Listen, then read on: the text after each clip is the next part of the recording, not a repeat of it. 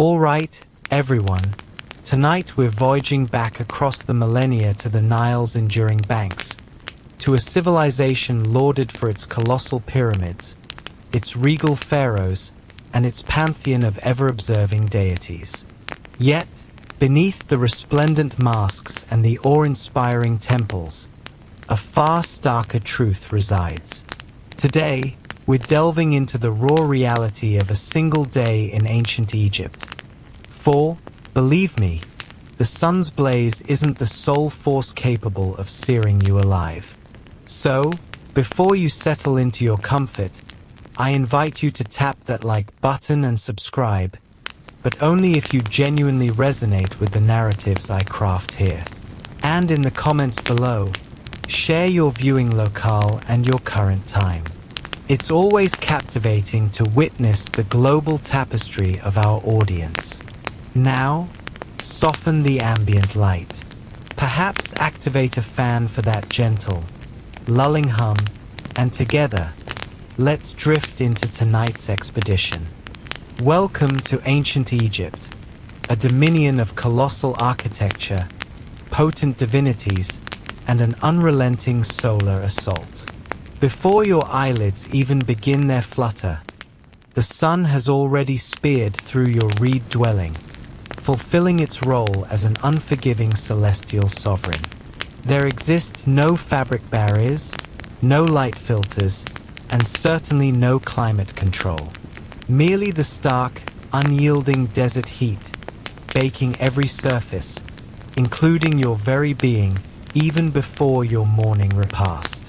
You lie splayed upon a straw mat, a linen sheet offering more symbolic gesture than true protection. That restorative Nile current whispered about in all those documentaries?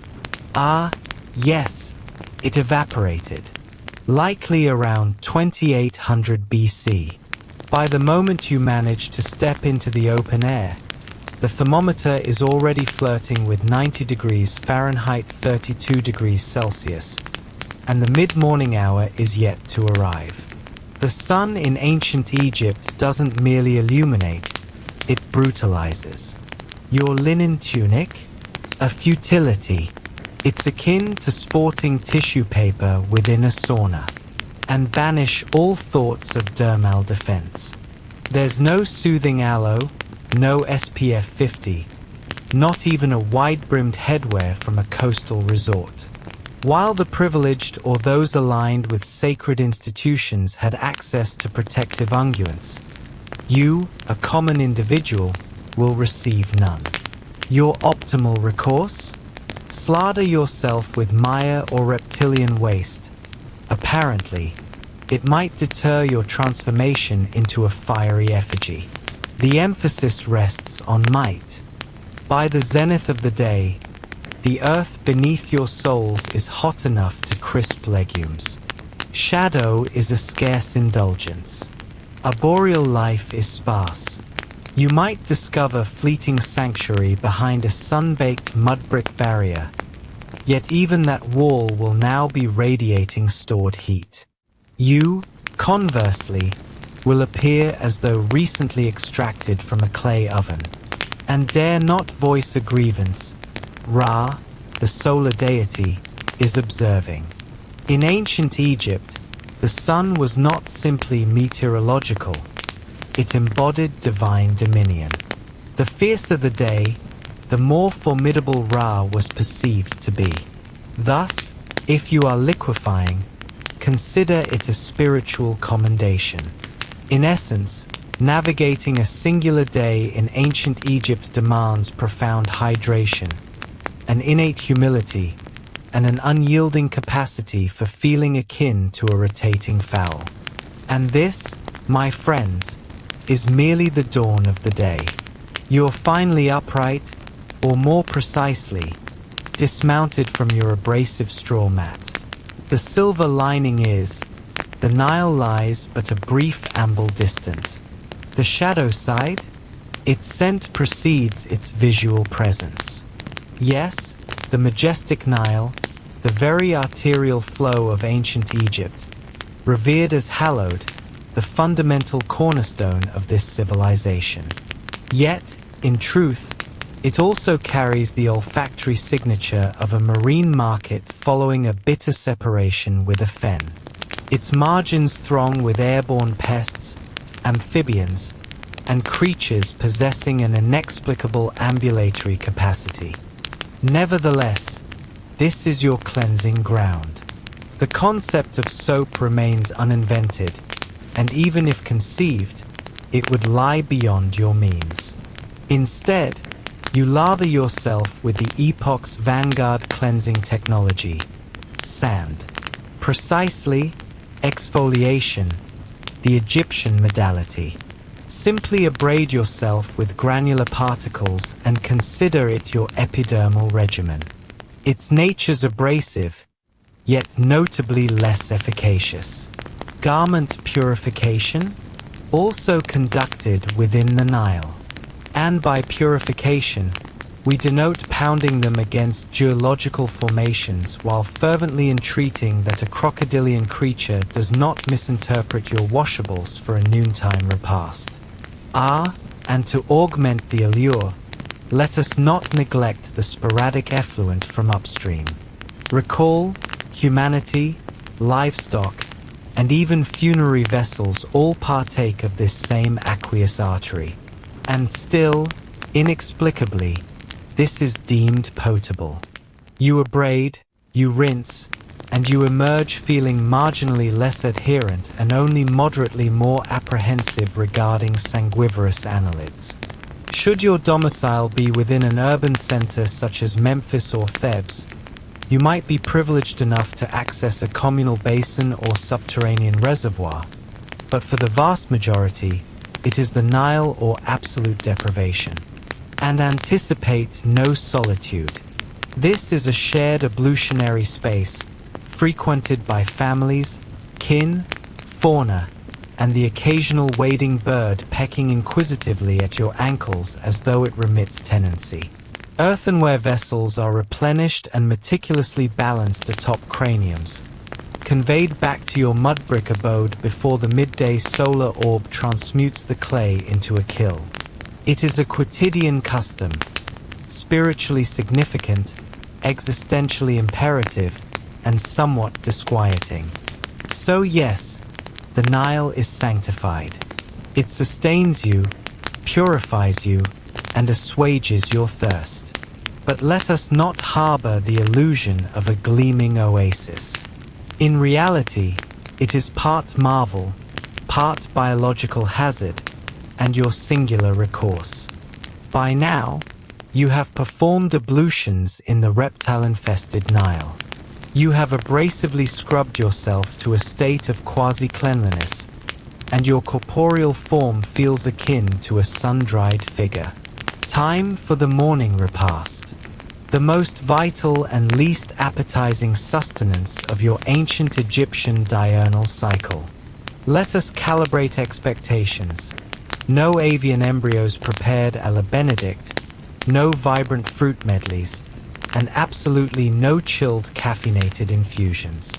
The morning meal in ancient Egypt is less a gastronomic odyssey and more a methodical caloric replenishment operation.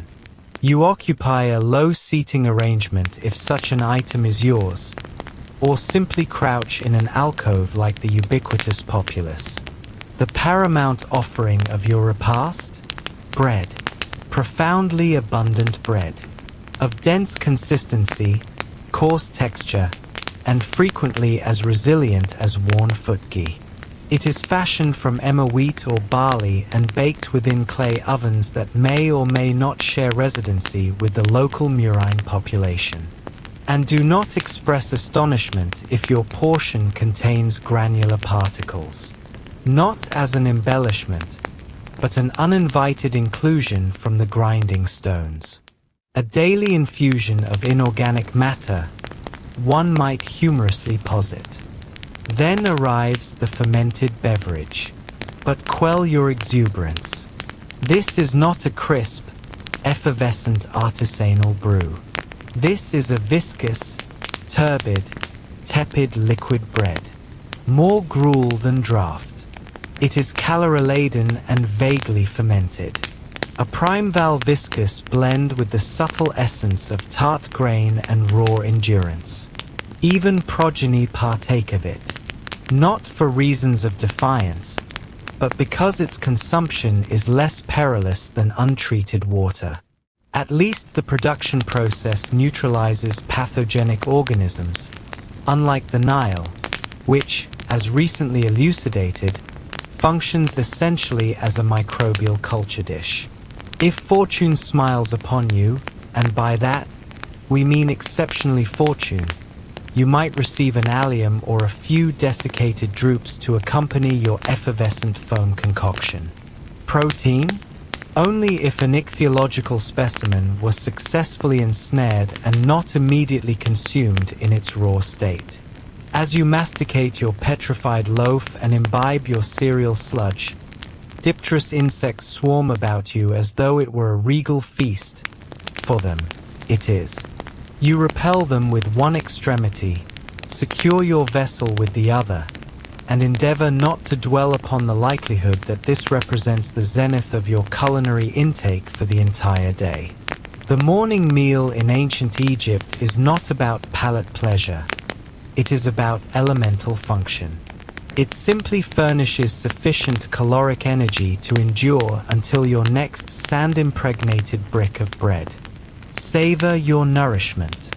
You've ingested your abrasive bread, your substantial ale, and garnered just enough respite to operate.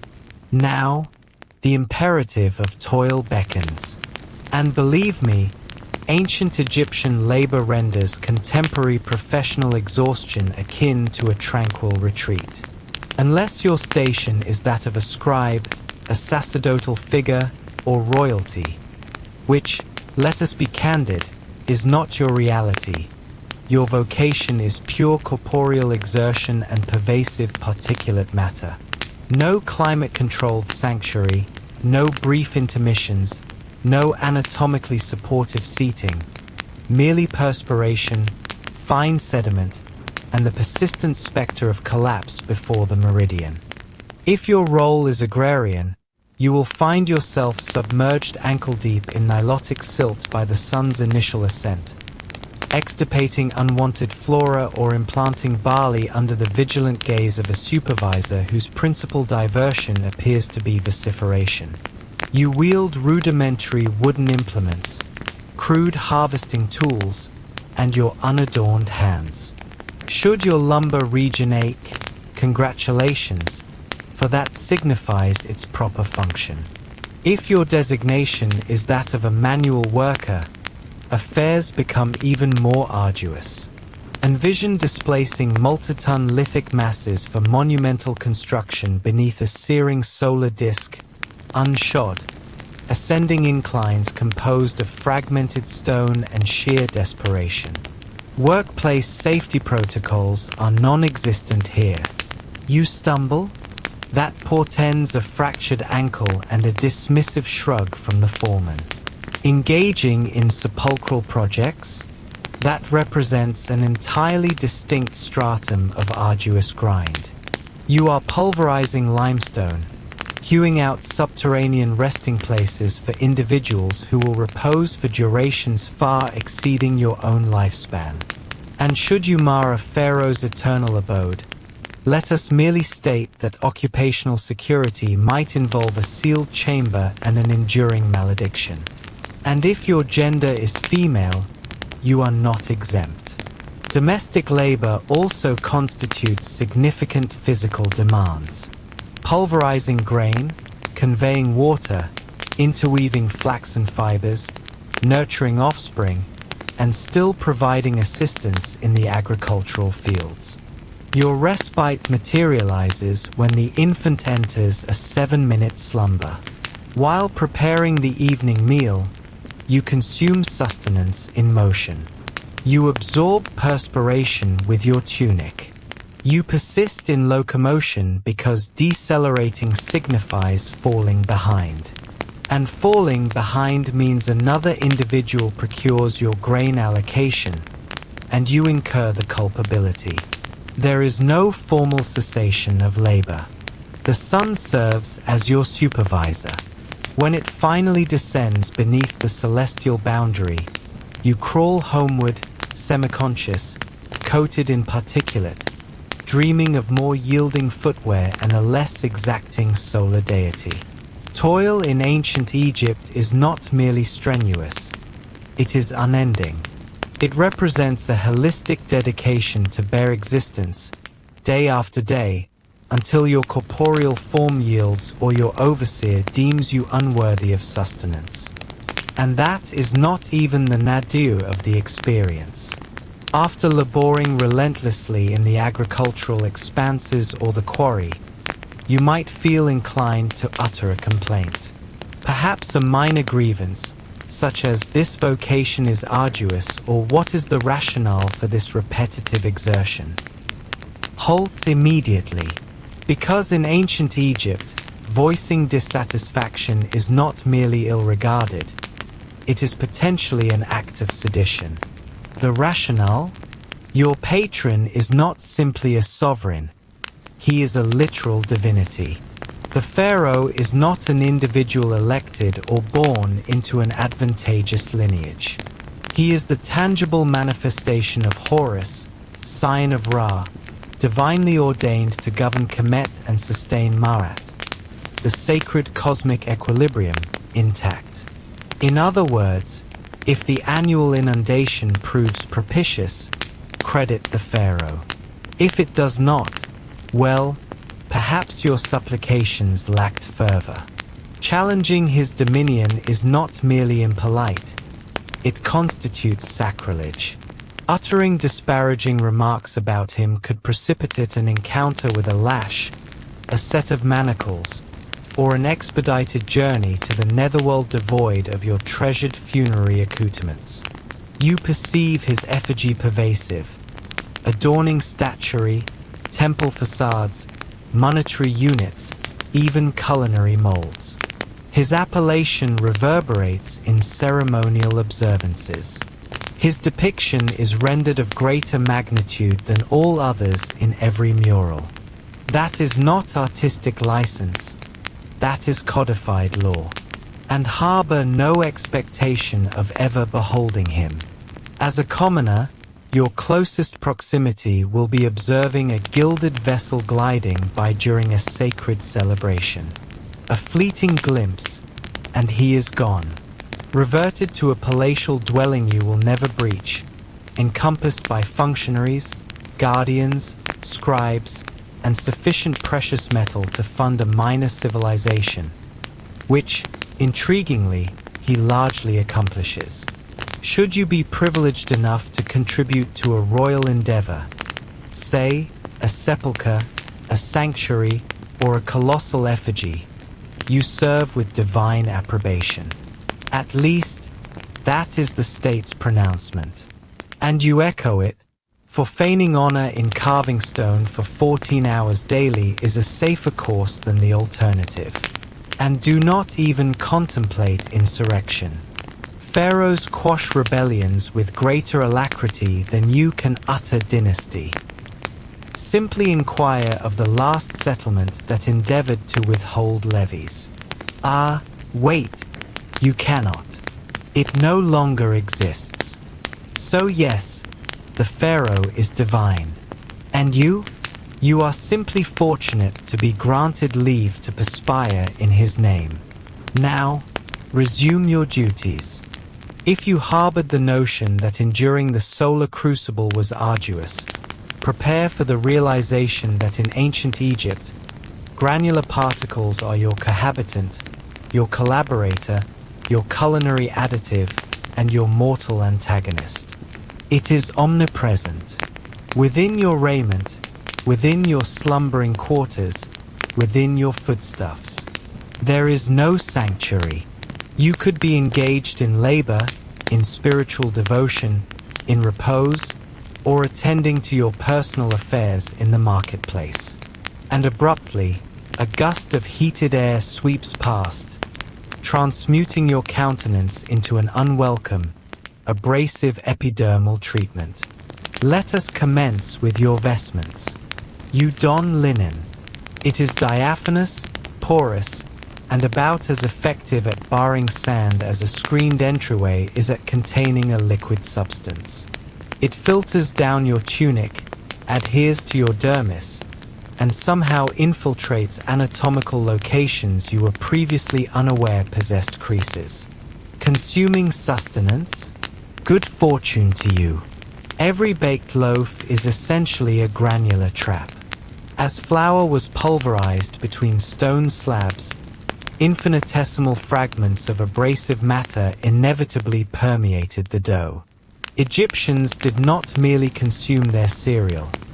They ingested their grinding implements as well. This accounts for why ancient dental remnants frequently exhibit dentition worn flat as riverine pebbles. Envision masticating your morning meal while simultaneously abrading your molars daily.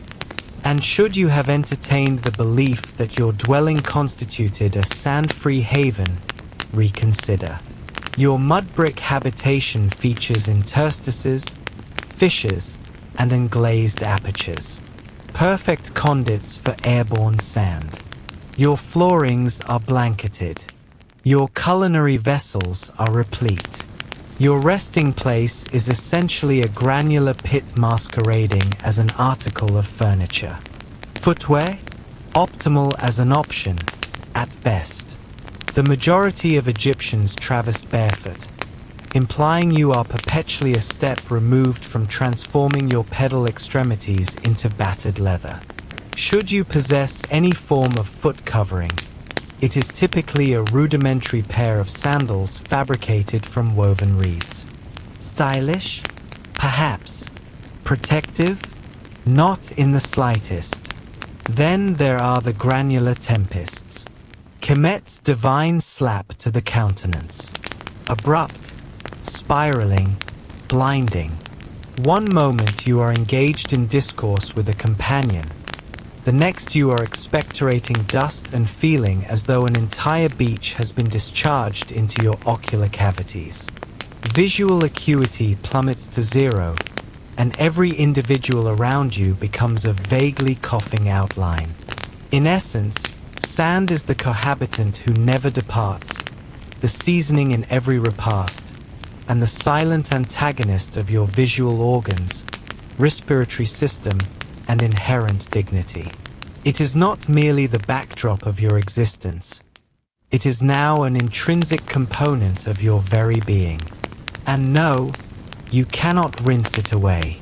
You have already attempted that in the Nile, which is likely teeming with even more granular particles. In ancient Egypt, spiritual practice is not merely a hebdomadal diversion. It constitutes the foundational operating architecture for every facet of existence.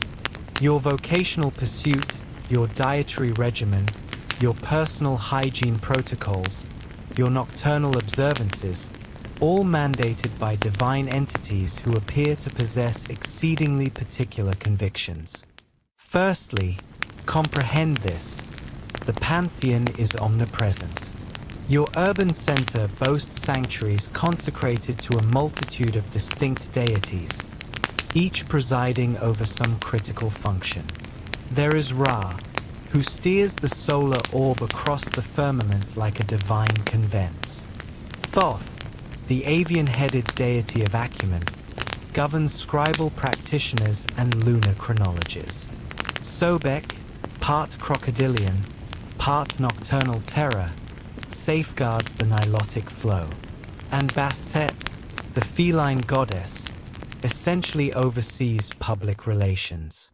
Discard notions of personal autonomy. Your diurnal rhythm revolves around their appeasement. Awaken, offer gratitude to Ra, present a measure of fermented beverage, extend apologies to Ether, encounter an obstacle with your foot, utter a muted imprecation, or risk attracting a malevolent spirit. Prior to sustenance, you proffer a portion of food to the deities. Before retiring, you supplicate that Set, the deity of disarray, does not plunge your household into existential turmoil overnight. Even funerary rites are multi-day affairs wherein the deceased must undergo tribulations, circumvent malevolent entities, and demonstrate their moral rectitude or face eternal obliteration. Speaking of the posthumous existence, ancient Egyptians approached it with profound gravity. You do not merely expire and transition. You must successfully navigate a judicial process involving the calibration of your cardiac organ against the plume of veracity.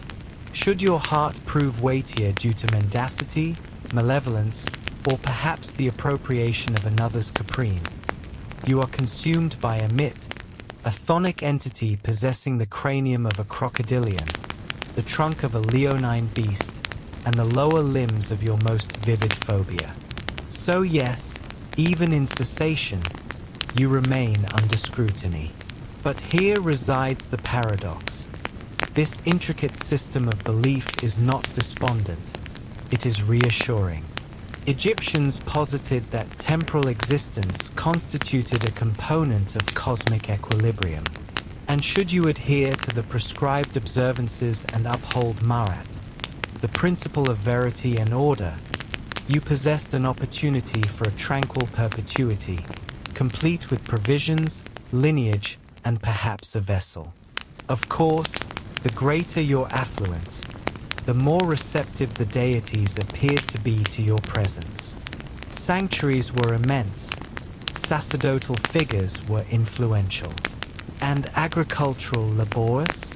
Well, they simply hoped the deities were feeling munificent on that particular day. Because in ancient Egypt, spiritual conviction is not discretionary. It constitutes your occupational delineation, your contingency plan, and your itinerary for the subsequent existence. So, you've trodden upon something acuminated, been afflicted by an anomalous creature, or contracted a transmissible ailment, which in ancient Egypt is essentially an unremarkable Tuesday. Time to seek medical attention. Just do not anticipate a waiting area or a sanitized environment. You are on the precipice of receiving succor through a fusion of chanted invocations, botanical remedies, and sheer tenacious optimism. Firstly, you will consult a physician. And in fairness, they stood among the most advanced in the ancient world. They possessed surgical implements, medical treatises, and a commendable understanding of corporeal structure. But here lies the caveat. Empiricism in ancient Egypt was invariably accompanied by a substantial infusion of thaumaturgy.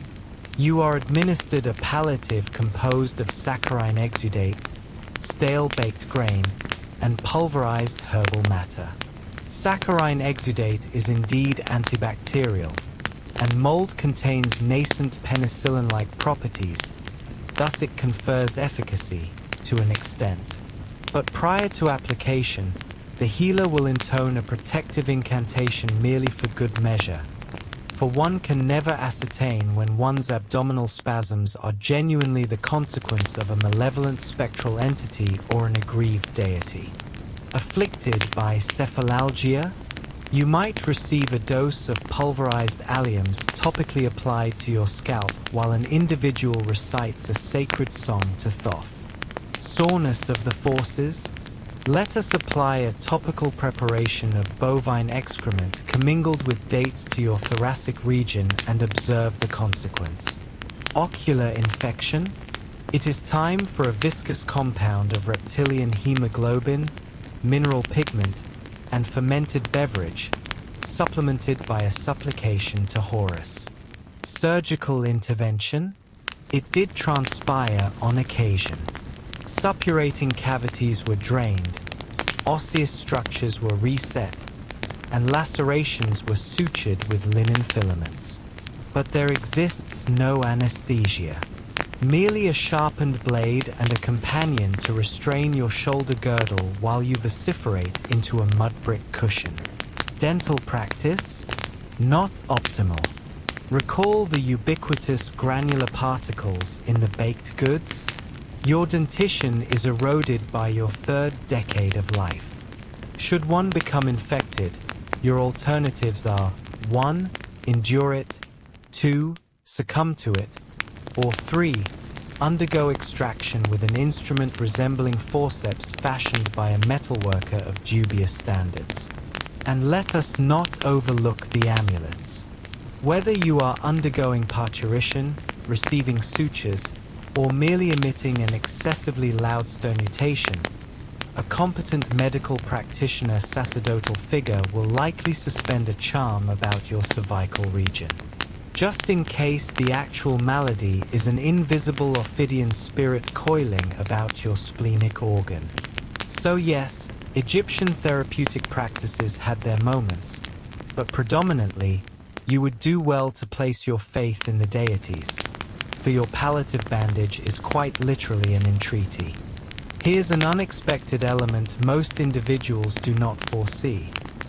Ancient Egyptian women possessed more prerogatives than many women in subsequent civilizations. They could hold proprietary ownership of assets, conduct commercial enterprises, initiate marital dissolution proceedings, and even formally accuse a male individual in a court of law. Sounds progressive, does it not? But before you commence packing your satchels for a temporal displacement girl boss escapade, exercise restraint. For while their legal standing might impress you, the quotidian actuality, far from glamorous.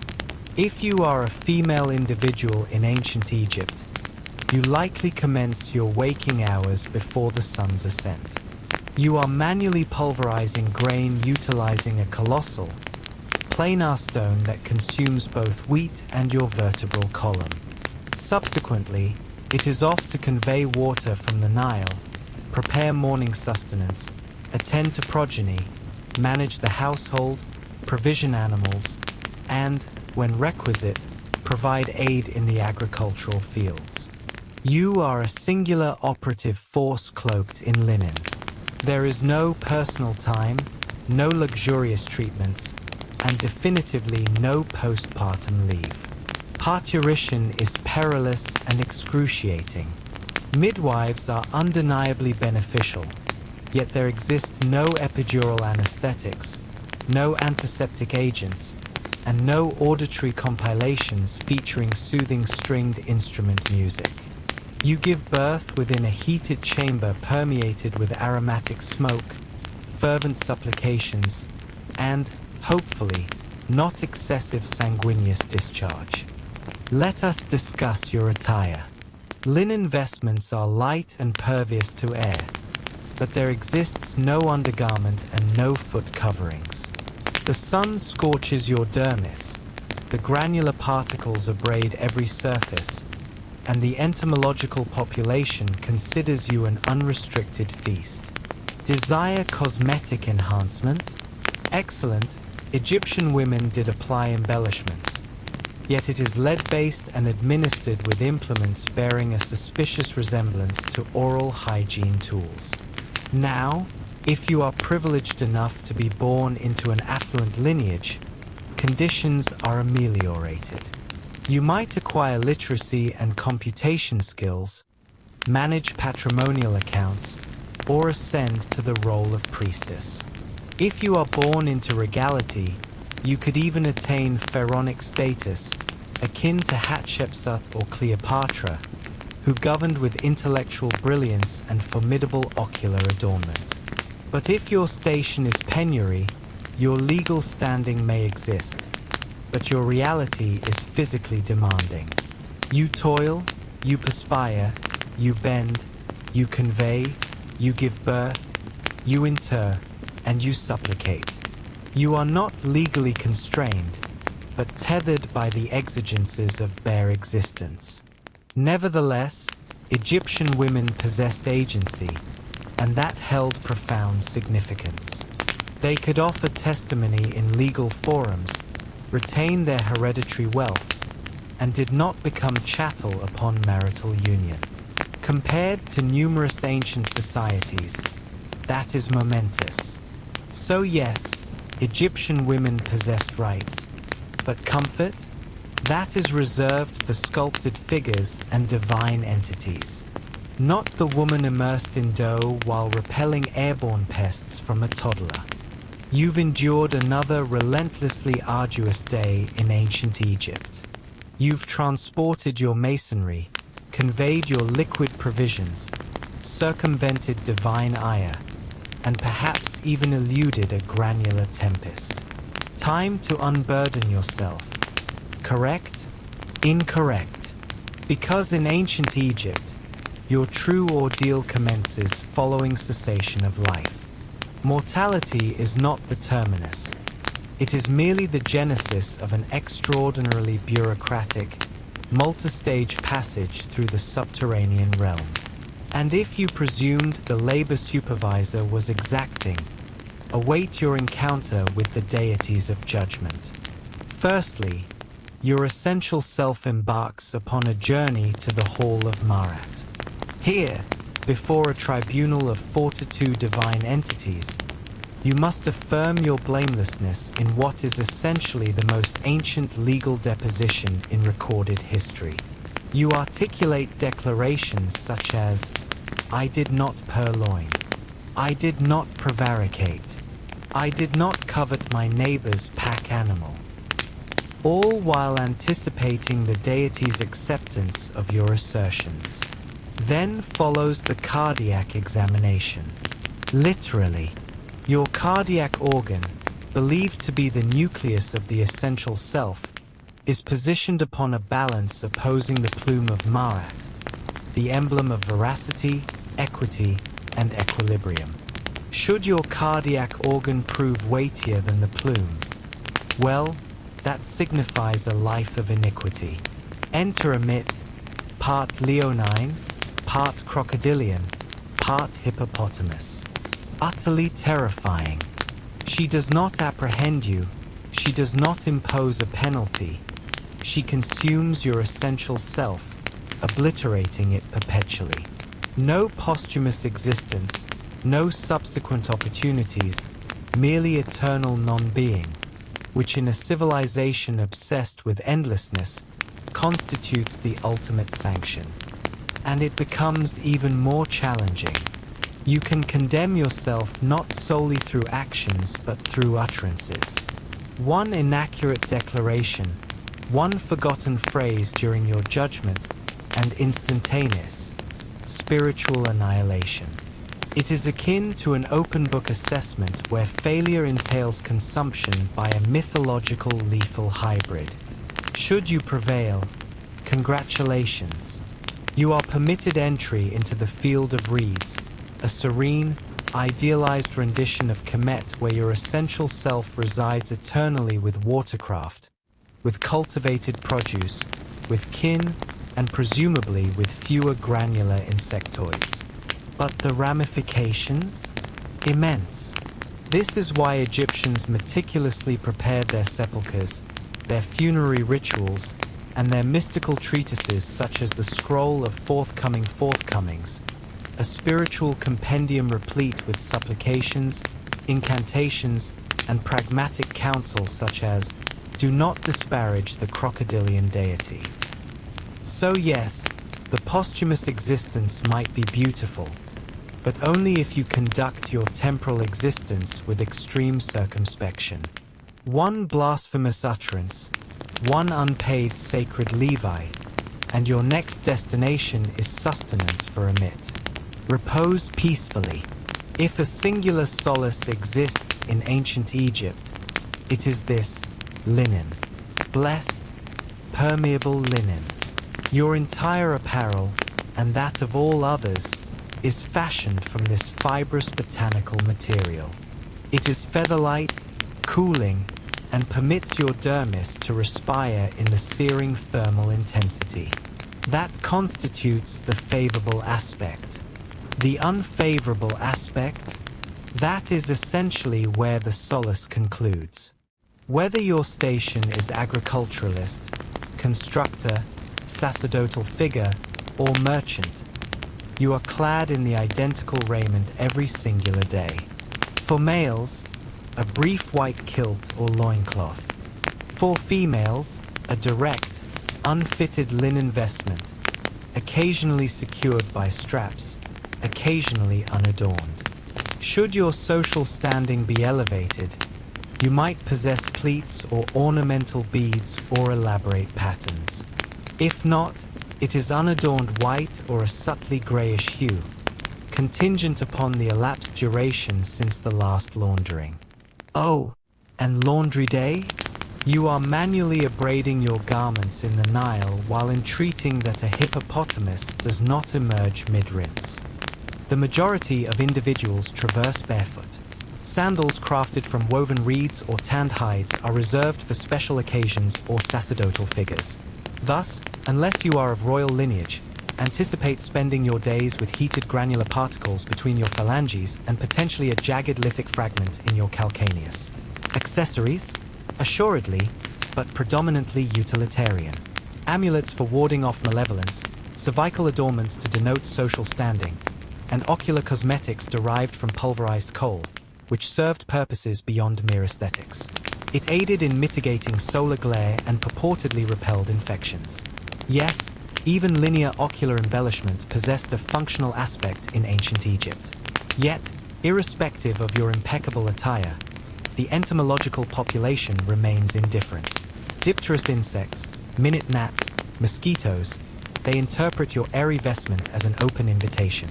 You navigate your day, perpetually repelling, applying aromatic unguents, and supplicating that your linen does not adhere to you like a sodden curtain the instant the sun attains its full ferocity. And naturally, your attire does not undergo seasonal alteration, for Kemet does not genuinely experience distinct seasons, merely hot and marginally less hot. Thus, your linen ensemble effectively constitutes your year-round uniform, whether the temperature is 110 degrees Fahrenheit or a temperate 70 degrees Fahrenheit evening. So yes, Egyptian apparel was light, graceful, and considerably more comfortable than what later civilizations would don.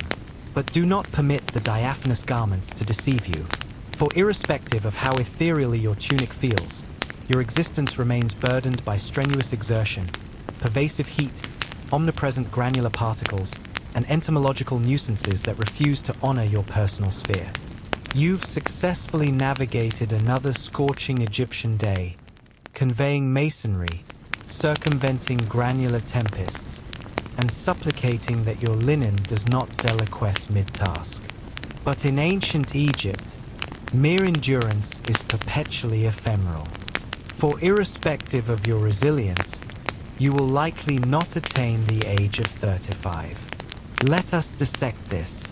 Should you transcend early childhood, which already represents a considerable achievement given the extraordinarily elevated rates of infant mortality, you are propelled directly into adulthood by the age of 13.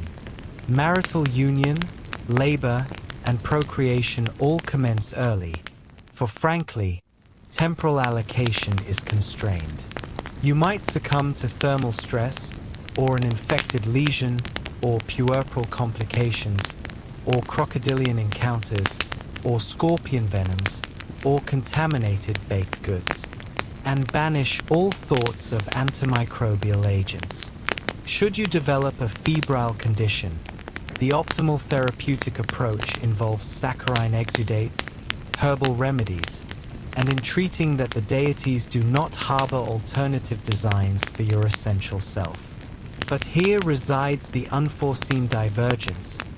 Egyptians harbored no trepidation of mortality. They meticulously strategized for it. In fact, they strategized for it with greater precision than most contemporary individuals plan for post-career cessation of labor. Should you be affluent, you commission a sepulchre, the ancient equivalent of a five-star eternal suite.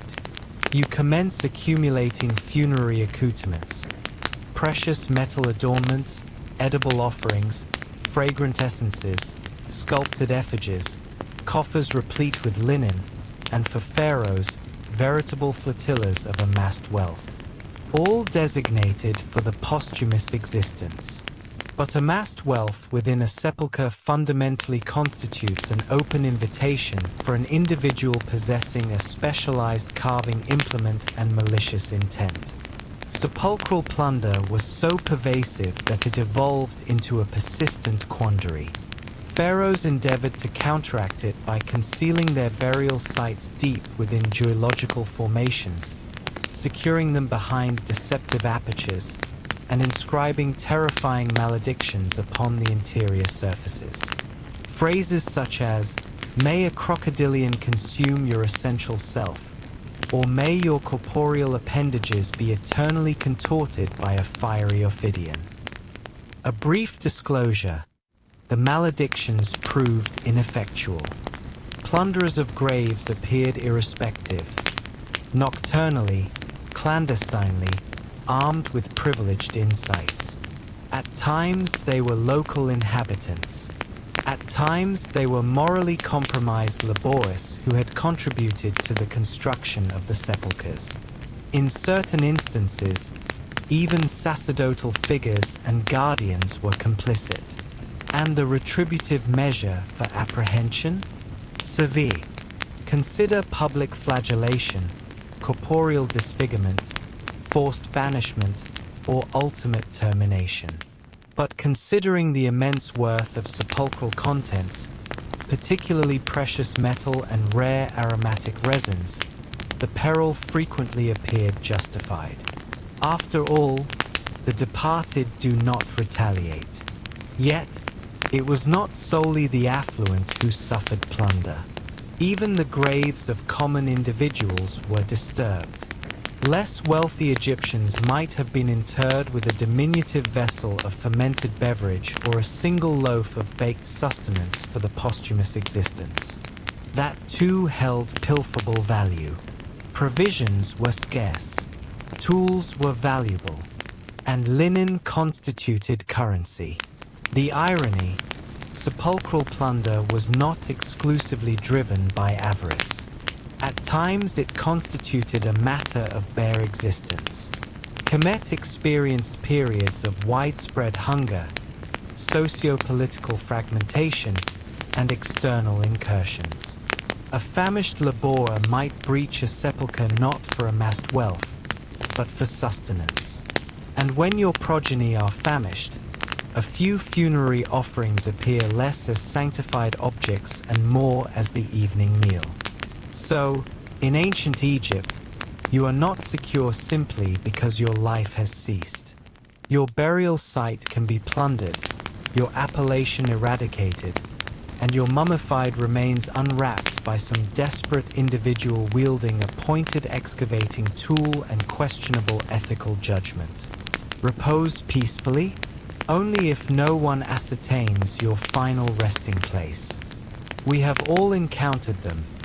Those magnificent, enigmatic, incised markings upon the surfaces of sanctuaries and sepulchres. Avian forms, ocular symbols, serpentine figures, blossoming aquatic plants, anthropomorphic shapes traversing laterally as though upon a fashionable promenade. Ancient Egyptian sacred carvings, visually captivating and incredibly demanding to interpret.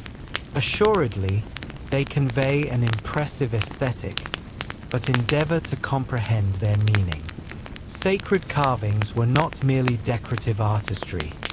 They constituted a comprehensive orthographic system comprising over 700 characters and continually expanding. Some symbols represent entire lexical units. Others denote phonic elements, and numerous are determinative markers, which clarify semantic intent. For, as you know, inscribing the term celestial body with an actual stellar symbol might be overly simplistic, and anticipate no spatial divisions or punctuation marks. Ancient Egyptian script was essentially a singular, exquisite enigma imbued with artistic flair, a complete absence of vocalic representations, and a profound necessity for contextual understanding. Oh, and it could be rendered from left to right, right to left, or from apex to base, contingent upon the scribe's diurnal inclination. The key: observe the orientation of the avian or anthropomorphic figures. That dictates your reading trajectory. Should they face dexterously, read dexterously. Should they face sinistrally, read sinistrally. And should they be inverted, may fortune favor you. The acquisition of sacred carving script was not for common individuals. Literacy was a rarity. Perhaps 1% of the populace could genuinely read and write. Should you aspire to join their ranks, you were compelled to become a scribe, a path entailing years of rigorous pedagogical training, commencing in childhood. You would commit hundreds of symbols to mnemonic retention, transcribe endless written materials, and engage in such extensive practice that your hand likely contorted into a raptorial appendage by the age of 15. But the recompense? Immense. Scribes were esteemed, adequately provisioned, and never coerced into conveying masonry beneath the solar orb. Instead, they documented fiscal records, judicial proceedings, epistolary communications, and spiritual texts. They were indispensable to societal function and shielded from the majority of corporeal exertion. In a realm where written expression conferred authority, scribes tacitly governed from the veiled chambers. For the remainder of the populace, however, written expression possessed a magical quality. Literally, sacred carvings were believed to inherently possess hallowed power. Inscribing an individual's appellation preserved their essential self. Erasing it, absolute spiritual obliteration. So yes, orthographic precision genuinely mattered. While sacred carvings may superficially resemble archaic visual symbols, they are more akin to a linguistic three-dimensional puzzle enveloped in mythos, mathematical principles, and profound enigma. Beautiful, yes. Effortless to master? Absolutely not. After 14 chapters traversing heat, hunger, granular assault, ingrained belief, and arduous toil, it is opportune to pose the pivotal inquiry. Would you endure a solitary day in ancient Egypt? Let us be candid. Likely not. Assuredly, it is uncomplicated to romanticize the archaic world. Gilded sepulchres, lotus-scented breezes, graceful sacred carvings, zoomorphic deities, and a predilection for ordered beauty. But beneath the iconic monumental structures and breathtaking artistry resided a reality of profound rigor that spared none save the privileged stratum. Your typical Egyptian day commenced with an earthen floor, a proliferation of dipterous insects, and the stark awareness that if labor was not performed, sustenance was not acquired. You traversed unshod upon scorching granular surfaces, conveyed liquid provisions, prepared sustenance over open flames, cohabited intimately with entomological nuisances, particulate-laden air, and domesticated animals. You harbored anxieties regarding infirmity, divine retribution, and whether a serpentine creature might insinuate itself into your resting mat. You possessed no oral cleansing paste, no contemporary medical intervention, no post-career financial plan. And if fortune favored you, perhaps 2 sets of linen raiment. You served a divinely sanctioned sovereign who could appropriate your land with a decree, a climate that desiccated your dermis by midday, and a spiritual framework that mandated you successfully navigate a literal divine assessment after mortality merely to enter the propitious version of the posthumous existence. Let us also not overlook the deprivations. No antimicrobial agents, no solar protective lotions, no personal space, no sanitary infrastructure, no analgesic compounds, and no facile means of escape. Once you were born into your societal echelon, that was the immutable reality. No professional advancement, no vocational transitions, no self-discovery.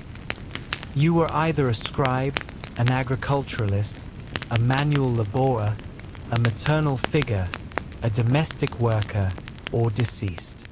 And yet, despite this arduous reality, the ancient Egyptians were not mired in despondency.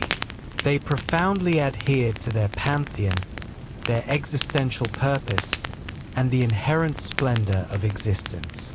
They cherished melodic expression, choreographed movement, sustenance, familial bonds, and ceremonial gatherings. They engaged in playful banter.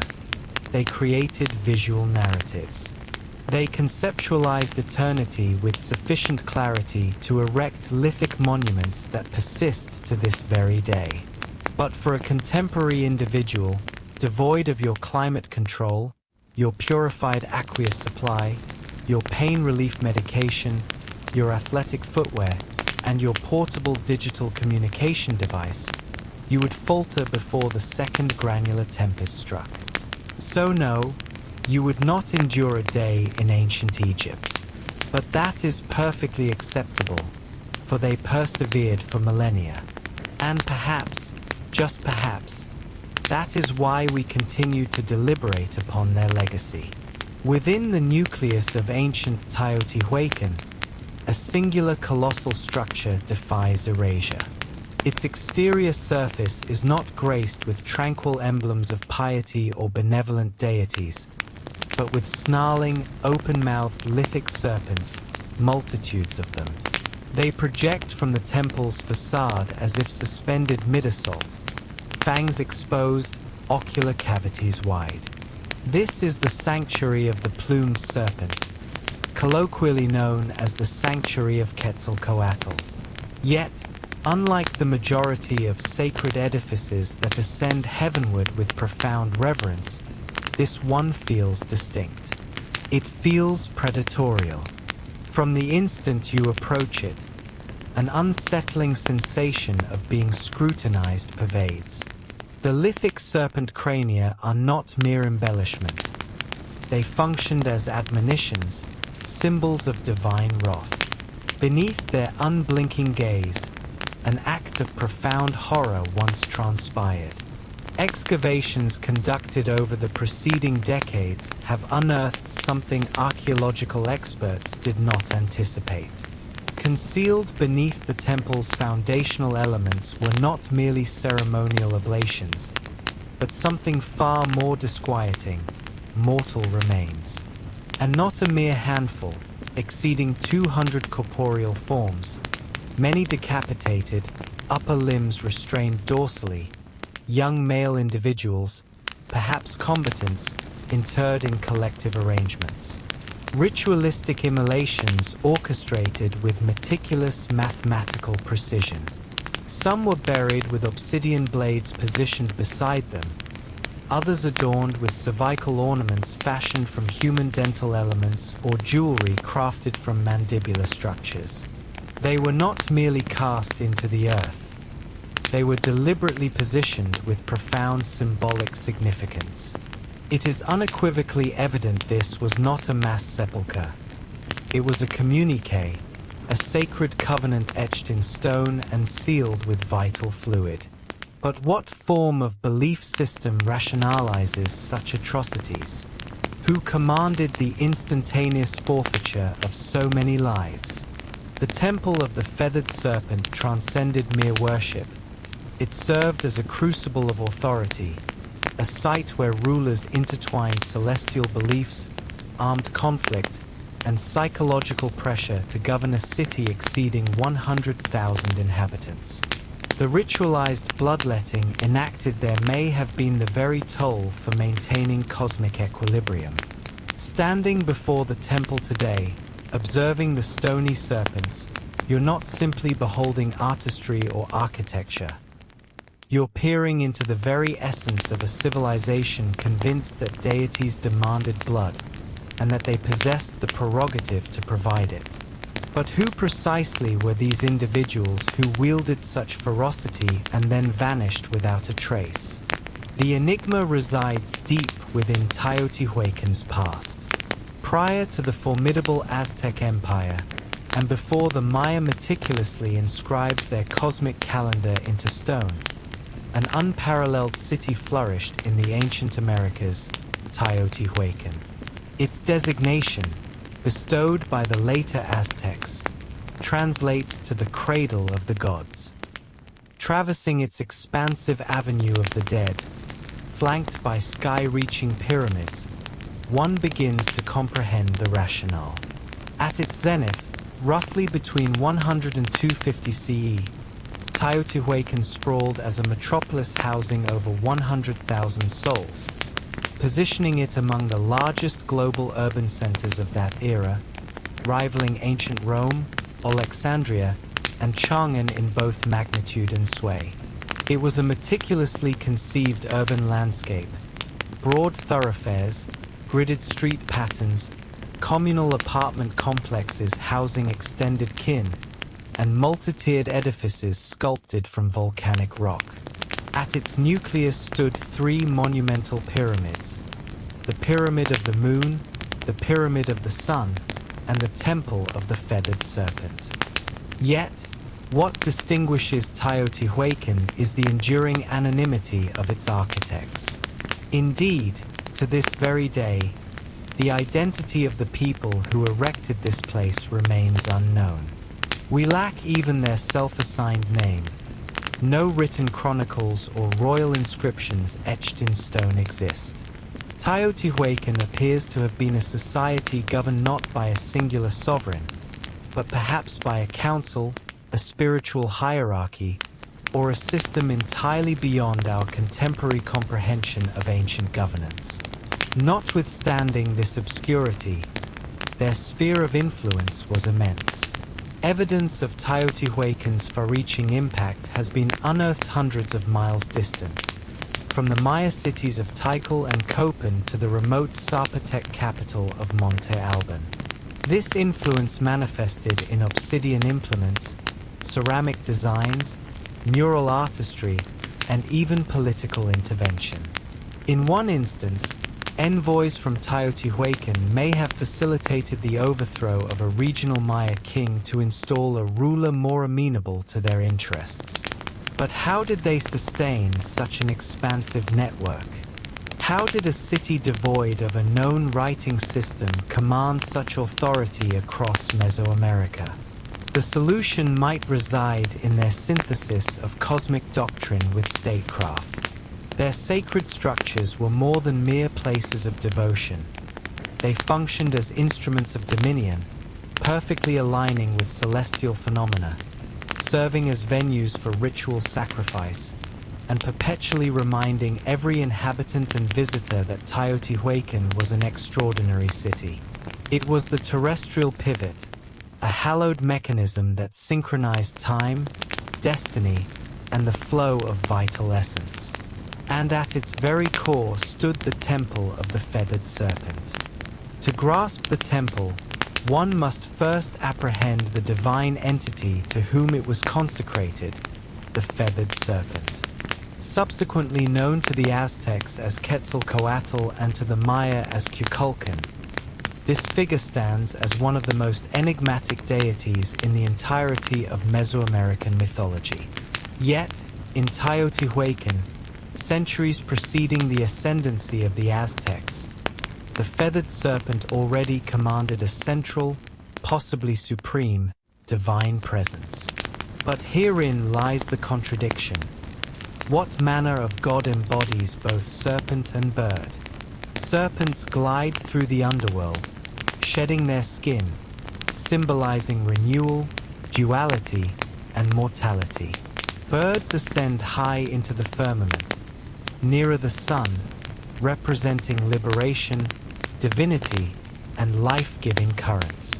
To conjoin these two, earthbound and skydweller, demise and vitality, disorder and order, was to forge something utterly transcendent, something profoundly formidable. The feathered serpent was not merely a deity. He served as a nexus between realms. Upon the temple's facade, deeply carved reliefs depict myriad iterations of his form.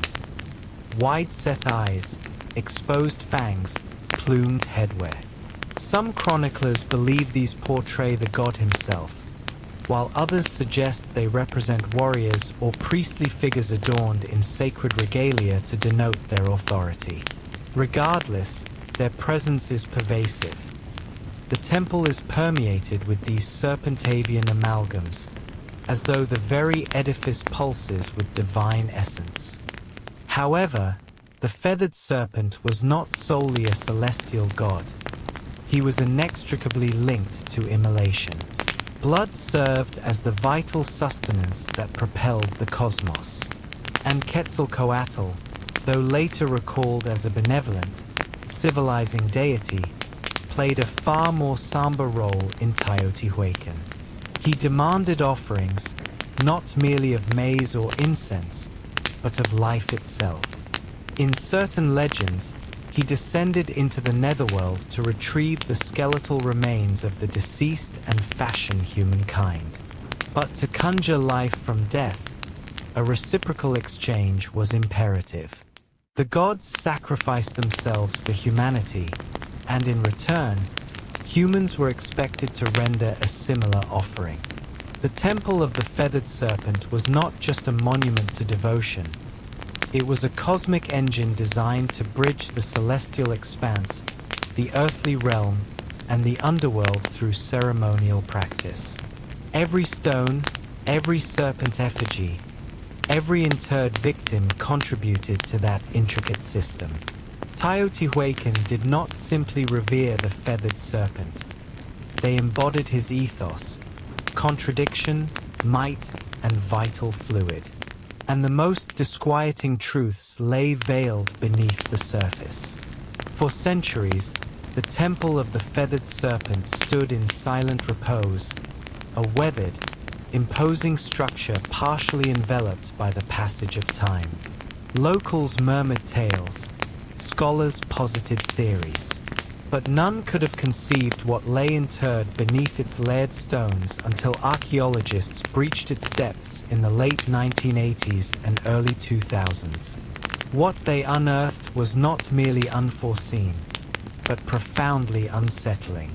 Concealed beneath the temple's foundations were a series of long-sealed chambers and shafts, each meticulously filled with arranged human remains. These were not the haphazard remnants of conflict or pestilence. These were deliberate immolations, systematic, ceremonial, chillingly precise. The victims, exceeding 200 in number, were young men, many aged between 15 and 25. Some bore necklaces fashioned from human jawbones. Others had their hands bound behind their backs. A select few had been decapitated. Obsidian knives, sharp and dark as midnight, lay dispersed nearby, the unmistakable instruments of ritualistic slaughter. And here is where the narrative darkens further. The disposition of the bodies adhered to geometric and symbolic configurations. They were not randomly interred. They were positioned in quadrants, aligned with cardinal points, potentially mirroring the cosmic order. Even the quantity of bodies held significance. It was not merely about death, but about a purposeful demise. Offerings surrounded the victims: jaguar bones, serpentine remains, exotic shells from the distant Gulf Coast, figurines, and obsidian blades untouched by combat.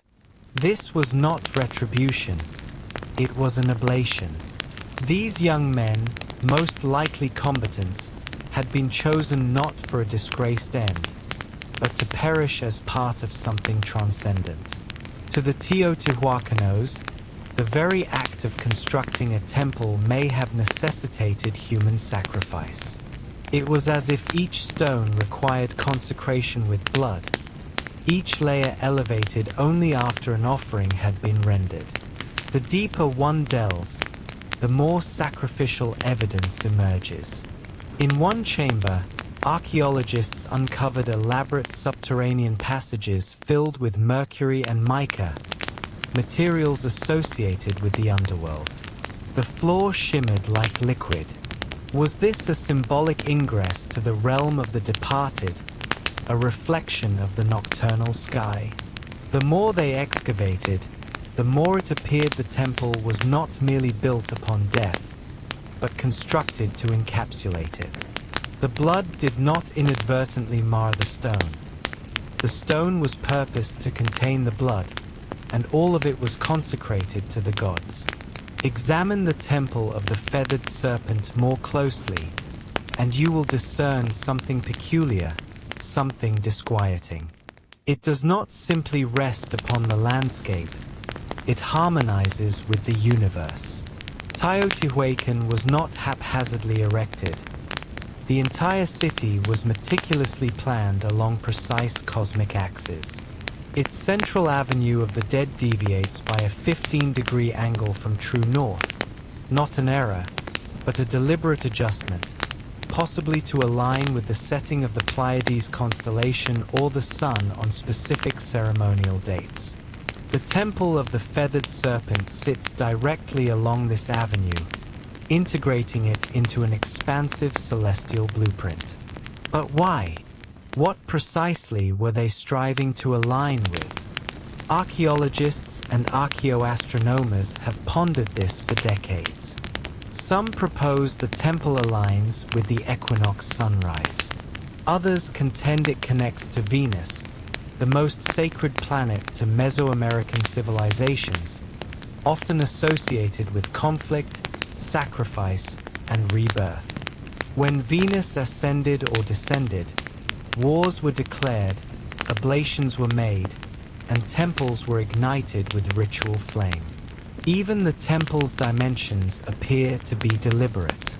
The recurrence of the number 7, representing the visible planetary bodies, is evident in its tiered platforms. There is equilibrium, cadence, and a profound comprehension of both terrestrial mathematics and cosmic cycles. And beneath the surface, further clues emerged. In 2003, archaeologists uncovered a subterranean passage beneath the temple, not a crude tunnel, but a deliberately constructed underworld. Its walls were once coated in powdered pyrite, a shimmering mineral that would have reflected light like distant stars. Coupled with pools of mercury and mica-lined walls, the tunnel seemed designed to replicate the cosmos itself. To traverse it would have been akin to journeying through the Milky Way, a symbolic passage to the underworld, or perhaps to renewal.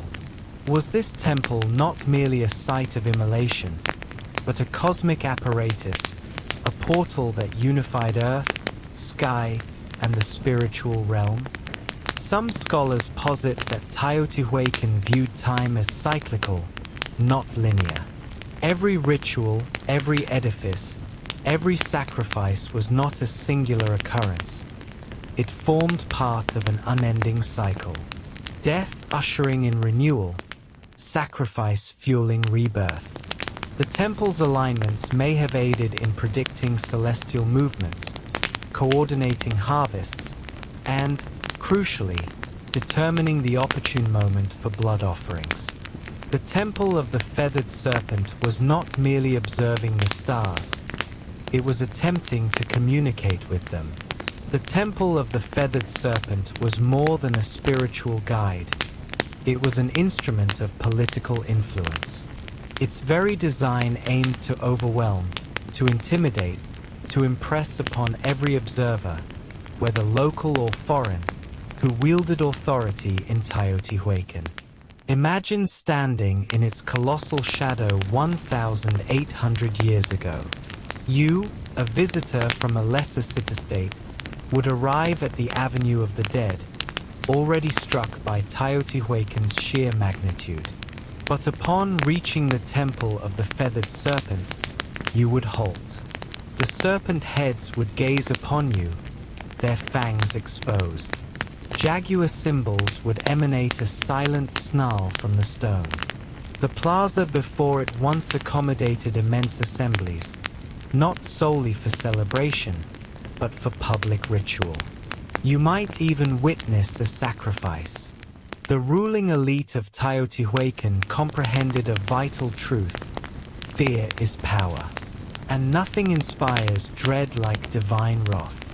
By staging ritual executions in full daylight, surrounded by cosmic emblems and imagery of mortality, they broadcast a clear message: the gods are aligned with us, and we are not hesitant to satiate them.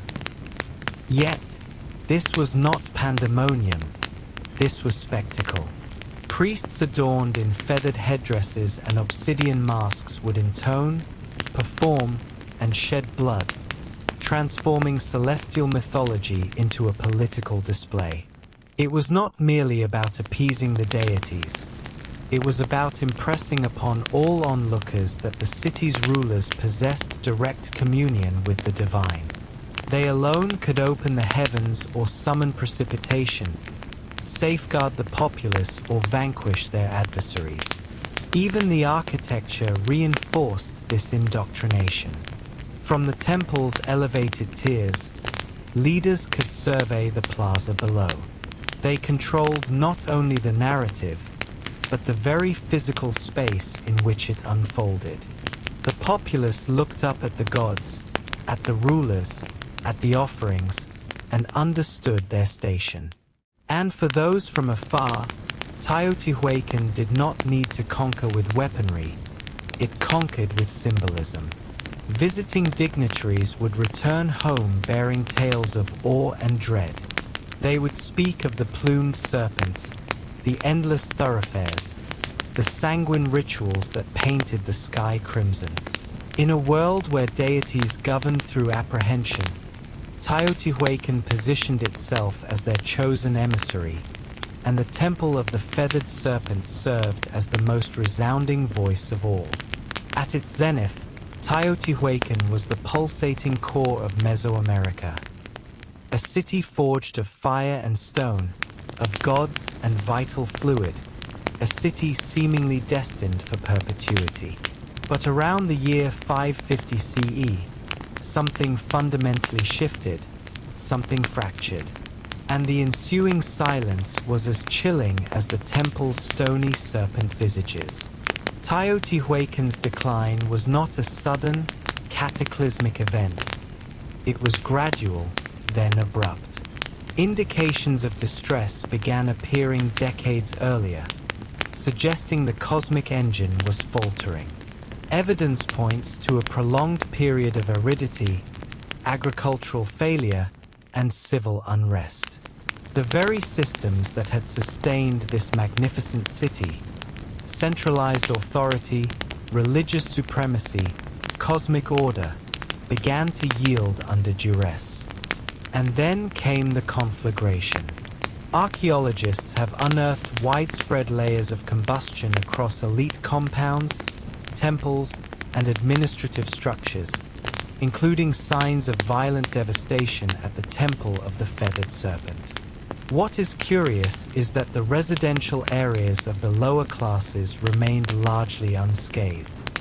This was not an external incursion. This was an insurrection, a rebellion, possibly originating from within. The very populace who once observed sacrifices in or may have risen against their priestly rulers. The Temple of the Feathered Serpent, once a symbol of divine authority, was desecrated. Sculptures were marred, fires ignited, ritual spaces profaned. And then, silence. Teotihuacan was not entirely abandoned overnight, but it lost its essence. Trade networks crumbled, artistic creation ceased. The grand ceremonies ceased. The ruling elite vanished. The temple no longer resonated. And yet, the enigma only deepened. For while the city faded, its memory endured. Centuries later, The Aztecs arrived in the Valley of Mexico and chanced upon its ruins. They were deeply impressed. They believed deities had constructed this place. They christened it Teotihuacan, the place where gods were born. They wove their own narratives around its pyramids, revering it as hallowed ground, even though they had no knowledge of its original builders. To them, the Temple of the Feathered Serpent was not a ruin. It was a sacred vestige of divine truth. But the paradox persists. The most influential city of its era, built upon cosmic order and vital fluid, vanished without a single written word, without a final testament, leaving behind only stone and unresolved questions. The gods, it seemed, had fallen silent. For over a millennium, the Temple of the Feathered Serpent lay entombed beneath layers of dust, volcanic ash, and hushed repose. Locals avoided it, farmers cultivated around it, and the world forgot it until the advent of modern archaeology, which unveiled the secrets hidden within its core. In the early 20th century, Mexican archaeologists commenced excavations at Teotihuacan. What they discovered was astounding. A perfectly engineered city far predating the Aztecs. But it wasn't until the 1980s and 2000s that the temple itself began to divulge its most intimate and chilling revelations. One of the most dramatic findings occurred in 2011, when researchers uncovered a sealed subterranean passage beneath the Temple of the Feathered Serpent. It had been intentionally closed off nearly 1,800 years prior, as if to preclude any future entry. After years of excavation, scientists unearthed a cosmic conduit, a symbolic underworld lined with pyrite to emulate a star-filled sky, pools of liquid mercury, and thousands of ceremonial artifacts. Jade effigies, rubber spheres, obsidian blades, and even carved wooden masks. It felt less like a burial site and more like a communication. Why would the ancient builders go to such extraordinary lengths? What were they attempting to preserve or conceal? Some experts believe the tunnel was employed in initiation rites. Others suggest it symbolized the genesis of the world, a mythical womb where deities were born, where rulers were forged, where divine order was negotiated between humanity and the cosmos. The mercury, once thought to be merely toxic, may have symbolized water or the ethereal veil between realms. And amidst all these glittering fragments was a persistent whisper. The feathered serpent still lingered, not merely as a legend, but as a palpable presence, in murals, in carvings, in the very geometry of the temple itself. The serpent had not vanished. It had coiled inward, deep into the city's very fabric, awaiting rediscovery. And with each excavation, each uncovered jawbone or golden embellishment, we draw a little closer to its message, one etched not in language, but in stone, sacrifice, and shadow. Modern science has equipped us with X-rays, drones, and ground-penetrating radar. But even with all our advanced tools, one truth endures. The temple still guards its mysteries. Today, the Temple of the Feathered Serpent stands as an evocative monument, not merely to a civilization long past, but to a worldview that seamlessly blended authority, the cosmos, and mortality into an indissoluble framework. Tourists capture images, children dart past the stony serpent heads, but the earth beneath their feet is imbued with 1,000 unspoken narratives and over 200 documented human sacrifices. And still the temple endures. Its legacy is not solely architectural. It is psychological, spiritual, cultural. The feathered serpent, this paradoxical deity of firmament and earth, continued to transform.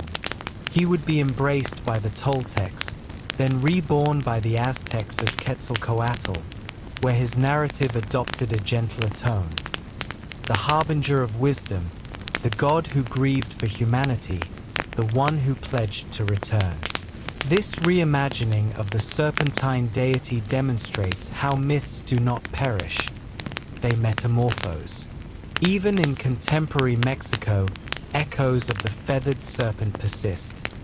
In artistic expressions, in murals, in literature, and in national identity.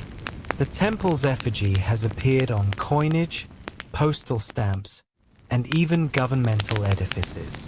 It has become an emblem of enigma, of pre-Columbian ingenuity, and of the untamed spiritual realm that once pulsed through Mesoamerica.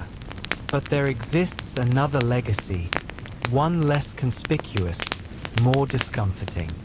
The Temple of the Feathered Serpent compels us to confront the price of conviction. It poses challenging inquiries.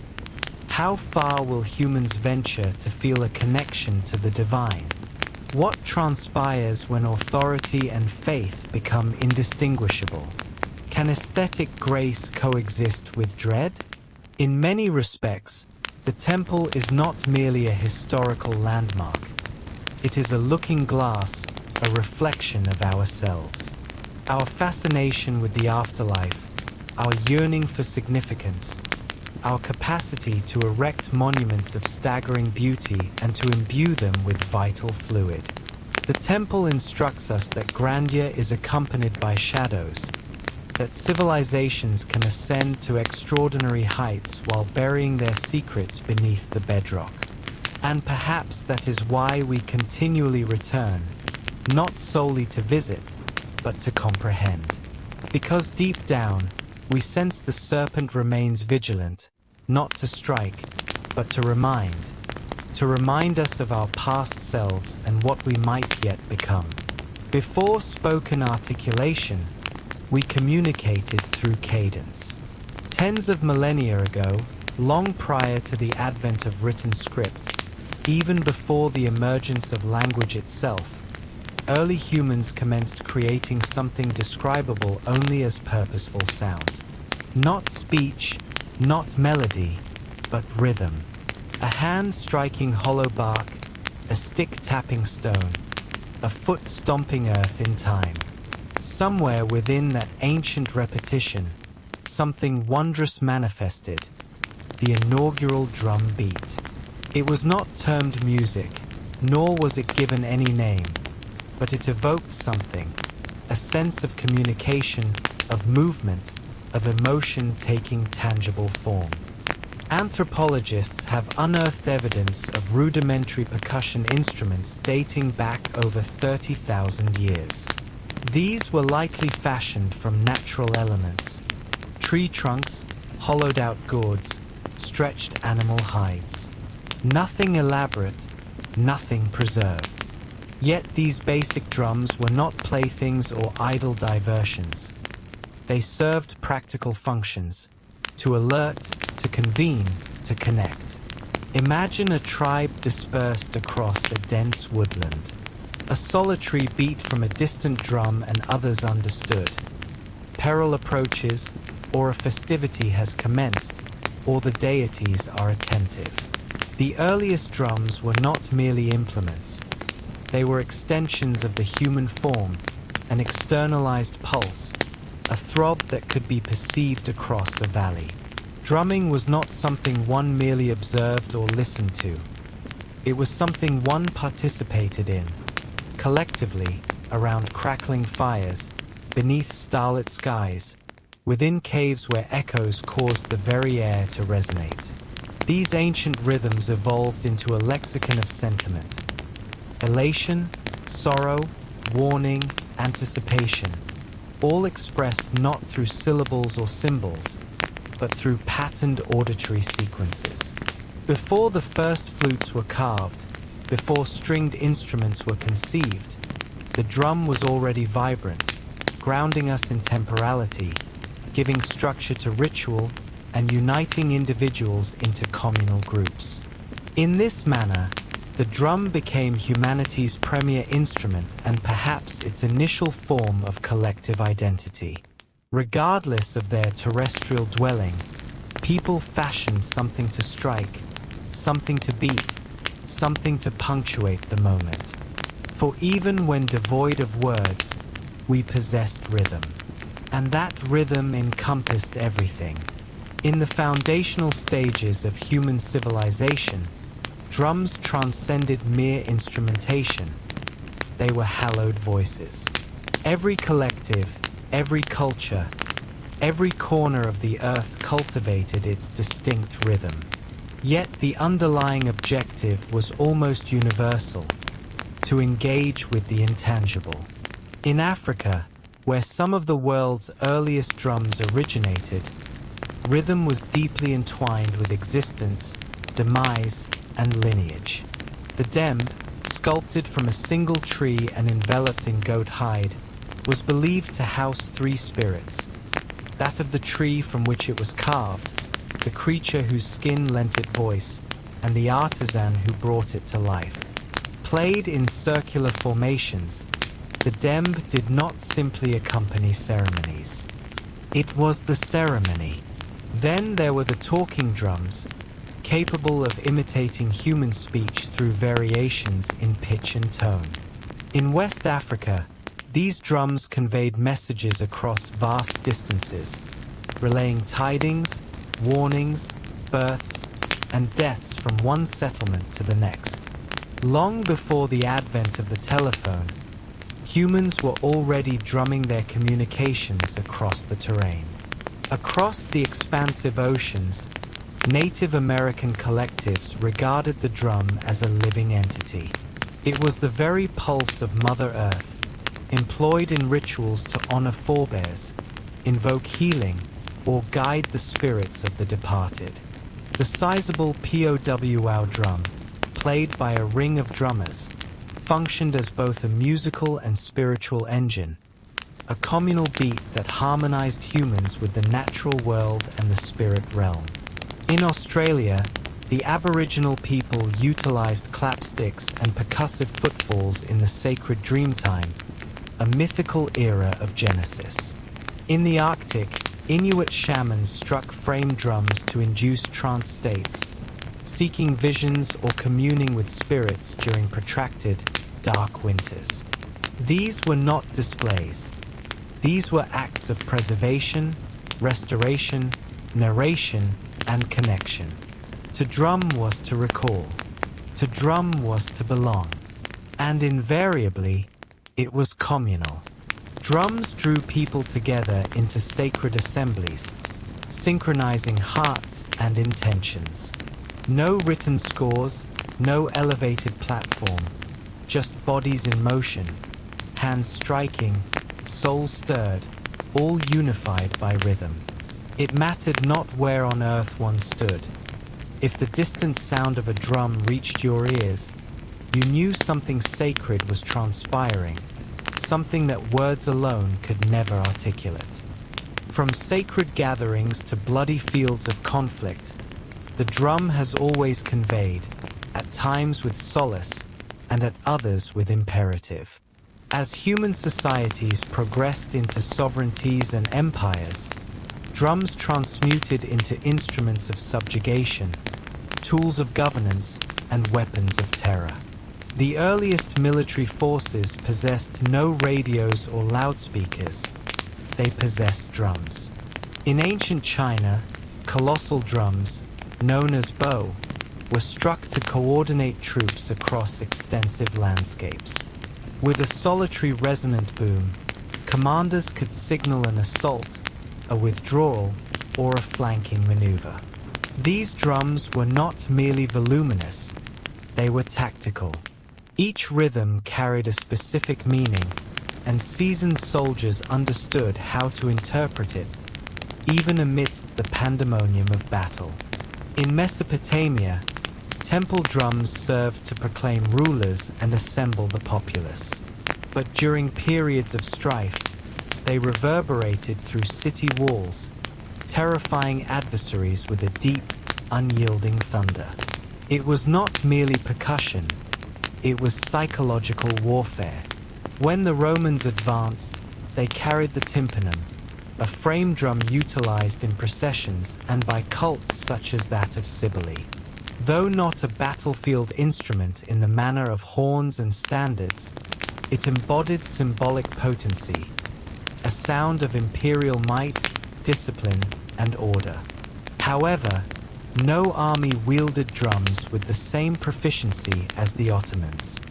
Their meta ensembles, the world's inaugural known military orchestras, unleashed an overwhelming tempest of drums, cymbals, and horns preceding engagements.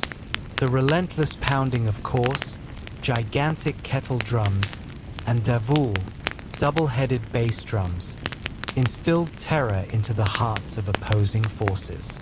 Some European accounts describe soldiers freezing in fear before even sighting the Ottomans, paralyzed by the sheer sound. Drums also asserted power away from the battlefield. In royal courts across Asia, Africa, and Europe, drum ensembles announced arrivals, marked coronations, and underscored political rights. To strike a drum was to declare, authority resides here. Even enslaved peoples in the Americas employed drums as instruments of defiance.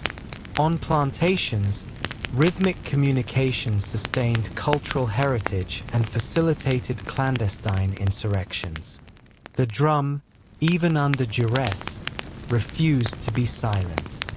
So whether it signified divine mandate, military rigor, or raw terror, the drum has consistently conveyed a message: this is who governs. This is who advances. And this is the rhythm of dominion. As civilizations branched out across continents, so too did their rhythms, evolving in structure, purpose, and philosophical underpinnings. In the East, drums became instruments of precision, spiritual expression, and ceremony. In the West, they gravitated towards military strength and eventually orchestral grandeur. Two distinct worlds, two divergent paths, yet a singular heartbeat. In India, the drum became a sacred instrument of divine utterance. The tabla, with its crisp tonalities and fluid grace, was employed in classical music and devotional performances. But it transcended mere accompaniment. It was a dialogue. Each stroke possessed a designation, a significance, a syllabic identity. Indian drumming was not simply percussive. It was spoken verse, refined over decades. The tabla player was not just a musician, he was a linguist of rhythm. In Japan, the taiko drum emerged as a monumental ceremonial instrument. Played in Shinto rituals, theatrical performances, and warfare, taiko demanded not only technical prowess but also physical discipline. The drummers moved with martial precision, their postures grounded like seasoned warriors. During festivals, the thunderous taiko resonated through mountain valleys, believed to repel malevolent spirits and summon deities down to earth. Meanwhile, in Indonesia, the kendang drum guided the mesmerizing undulations of gamelan orchestras, directing dancers and musicians in sacred temple ceremonies. These rhythms were layered, interwoven, and celestial, a sonic mirror of cosmic harmony. Across the globe, in Europe, drums possessed a different narrative.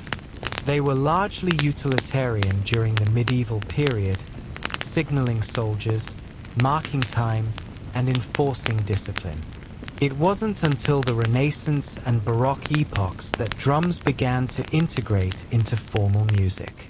Even then, they remained in the background, subtly rumbling beneath royal fanfares or echoing within grand cathedrals. In this divergence, one observes two philosophies. The East perceived rhythm as artistic expression and spiritual essence, something interwoven with breath, chant, and contemplation. The West viewed it as structure and force, a tool to rally, march, and quantify. Yet both understood the drum's fundamental capacity to shape temporal flow, to dictate tempo, to elevate ritual, to connect humans in ways that transcend linguistic barriers. East or West, hallowed or strategic, the drum remained pivotal, ever receptive, ever communicative. From elevated temples to dense jungle clearings, from desert campfires to softly illuminated cathedrals, drums have consistently occupied a space where the human converges with the divine. Long before formalized religion took root, rhythm already functioned as a sacred tongue, a means to supplicate, to invoke, to transcend. In Africa, drums were not merely instruments, they embodied spiritual entities. In Yoruba traditions, for instance, the Bata drum was employed to commune with the Orishas, both deities and ancestral spirits. Drummers were not performers, they were officiants. The rhythms they played were encoded supplications, inviting the gods to descend and participate in the dances of the living. Each pattern served a specific purpose, each beat a distinct direction. In Hinduism, the drum even appears in the hands of the gods. The deity Shiva, in his manifestation as Nataraja, performs the cosmic dance of creation and destruction with a small hourglass-shaped drum, the damaru, in hand. Its beat represents the very pulse of the universe itself. From silence to sound, from void to form, the drum is a divine heartbeat. In Buddhism, the ritual frame drum is utilized in monastic chants and meditation ceremonies. Its slow, gentle strikes guide breath and awareness, serving as a mental metronome. The pulse isn't loud or aggressive. It's a gentle nudge, a constant call for the practitioner to return to the now. Throughout the Americas, indigenous tribes incorporate drums into their vision quests, sweat lodge ceremonies, and healing rituals. The unwavering, steady rhythm, much like a mother's heartbeat in the womb, facilitates trance states and connections with ancestral spirits. In these sacred spaces, the drum isn't merely an accompaniment to prayer, it embodies the prayer itself. Even within the Christian tradition, where rhythmic expression was often understated, the drum managed to carve out a sacred space. In gospel music, particularly within African American congregations, drums became instruments of praise and power, providing the foundational rhythm for voices raised in devotion, echoing themes of struggle, hope, and the divine beat within every life. Regardless of the faith, ritual, or deity invoked, the drum has consistently been present, not as mere ornamentation, but as a conduit for energy, intention, and the profound mysteries beyond words. For when words falter in worship, rhythm endures, and the divine always attends. For millennia, drums existed as singular instruments, one form, one sound, one purpose. However, at the height of the industrial age, a groundbreaking transformation occurred. In the clamor of factories, the bustle of streets, and the grandeur of music halls, percussion underwent a profound reinterpretation. By the early 20th century, individual drums were no longer spread across a stage. Instead, they coalesced, forging an entirely new entity, the drum kit. Its genesis was born of necessity. In the late 1800s, military and theatrical ensembles mandated multiple percussionists to operate bass drums, snares, cymbals, and woodblocks, with each instrument managed by a different individual.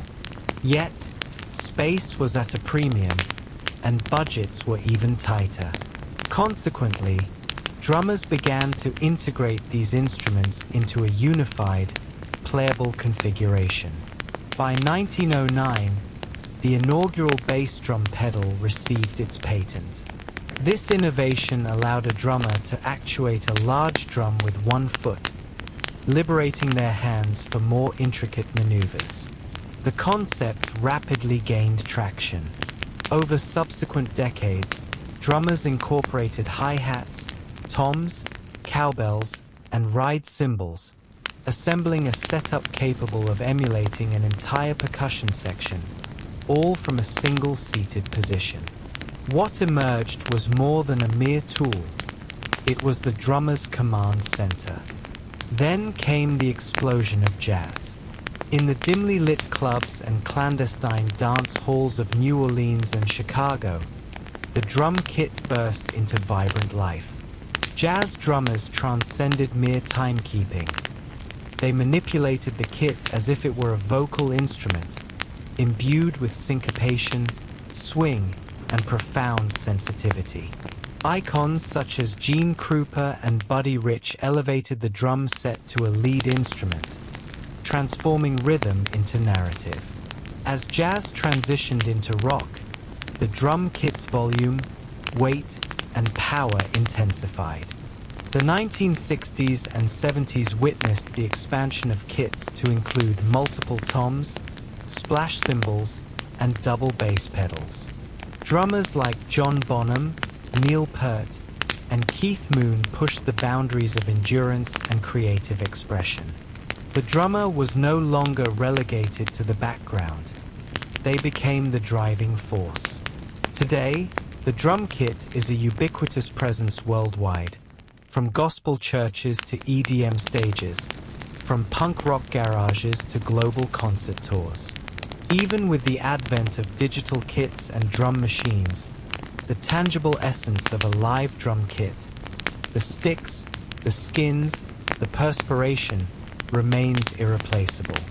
It stands as a symbol of contemporary rhythm, a convergence of centuries where ancient tradition meets modern innovation, enabling a single drummer to articulate with a multitude of voices simultaneously. The world resonates in a myriad of languages, and so too do its drums. From one continent to another, and across diverse cultures, the drum has assumed innumerable forms, each possessing a distinct identity, timbre, and purpose. These are more than mere instruments. They are cultural fingerprints, fashioned from local materials, shaped by local hands, and imbued with the rhythms of daily existence. In West Africa, the dembe continues to serve as the pulsating heart of community gatherings. Its voice ranges from sharp slaps to deep bass tones, perfectly suited for narrative and spontaneous dialogue. Alongside it, the dun-dun provides the fundamental pulse, a rhythmic anchor around which others can dance. In Africa, a drum ensemble transcends mere music. It is a communion between spirits, ancestors, and the living.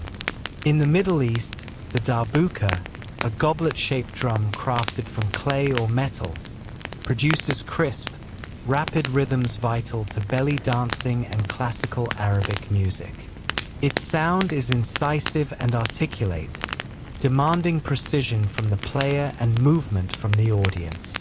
Across the Caribbean and Latin America, drums narrate a different tale, one born from resilience and cultural blending. The conga, bongo, and tambal embody the fusion of African, indigenous, and Spanish influences. In Cuba, the sacred bata drums are integral to Santeria rituals, with each drum conveying a divine language linked to the orishas.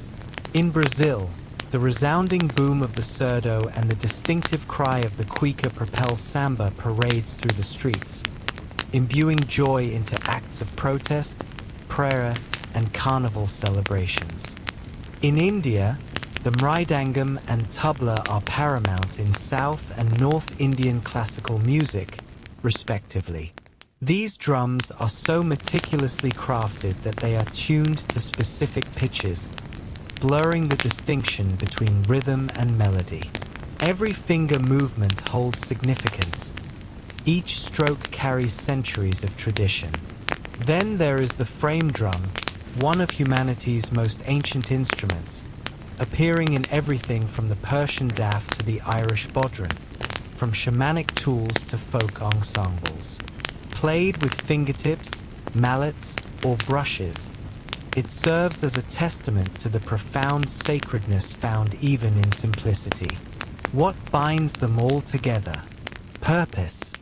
Whether guiding dance, facilitating healing, enriching ritual, or fueling revolution, each drum mirrors the essence of its people.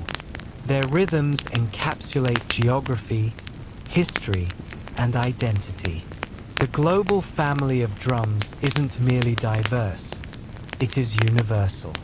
For no matter where one travels, the earth continually resonates with rhythm. As the 20th century drew to a close, the character of drum sounds began to shift, not in their rhythmic patterns, but in their very texture. The tangible yielded to the programmable. Sweaty palms, wooden sticks, and calloused fingertips gradually shared their domain with circuits, pads, and software. The era of digital drums had dawned. It commenced in the 1970s with rudimentary drum machines. Early iterations like the Rhythm Icon and Roland CR78 utilized analog circuits to simulate basic beats. Initially, their sounds were mechanistic, even awkward. Yet, musicians perceived something more: unwavering consistency, precise control, and limitless potential. Then came a true revolution. In 1980, Roland unveiled the TR-808, a drum machine so iconic that its deep, resonant kick and crisp snare would subsequently define entire musical genres. Hip-hop, techno, electro, and trap all found their genesis, in part, from its synthetic pulse. The objective was no longer to merely imitate acoustic drums. It was about forging entirely novel sounds. As digital audio technology advanced, so too did the available tools. Electronic drum kits, such as the Roland V-drums, empowered drummers to play with natural technique while triggering thousands of sampled or synthesized tones. Artists could now practice silently, record without the need for microphones, and instantly swap drum kits with the mere press of a button. And with the proliferation of computers came digital audio workstations, DAWs like Ableton, FL Studio, and Logic. Now, anyone with a laptop could construct intricate rhythms, layering kicks, snares, hi-hats, and sub-bass into expansive sonic tapestries. Finger drumming on MIDI pads evolved into a distinct art form. Some harbored concerns that this transition signaled the demise of traditional drumming, a substitution of human feel with cold, calculated precision. However, this outcome never materialized. Instead, a fascinating hybridity emerged. Acoustic drummers began to incorporate triggers and samples into their existing kits. Producers started layering human-played drums with machine-generated beats. The organic and the synthetic discovered a harmonious rhythm together. Digital drums did not obliterate the past. They reimagined it.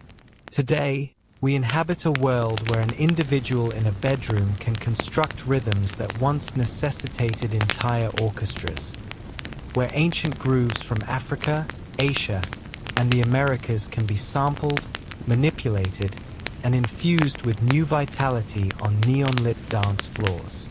The instruments have changed, but the fundamental purpose endures: to move bodies, to shape time, to give voice to silence. Across every epoch, every dominion, and every technological advancement, one constant has persisted. The drum remains our most ancient and enduring voice. From primeval fire circles to contemporary concert halls, from sacred rites to digital dance floors, the drum has always transcended mere music. It is about connection, to ourselves, to one another, to something greater. It is the shared heartbeat we all possess, not metaphorically, but literally. For even before birth, nestled in the womb, the inaugural rhythm we ever perceive is that of our mother's heart, steady, secure, vibrant. And as life commences, we perpetually pursue that rhythm.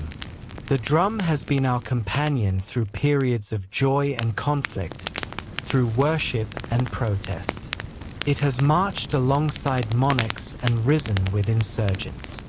It has reverberated through temples and subway tunnels.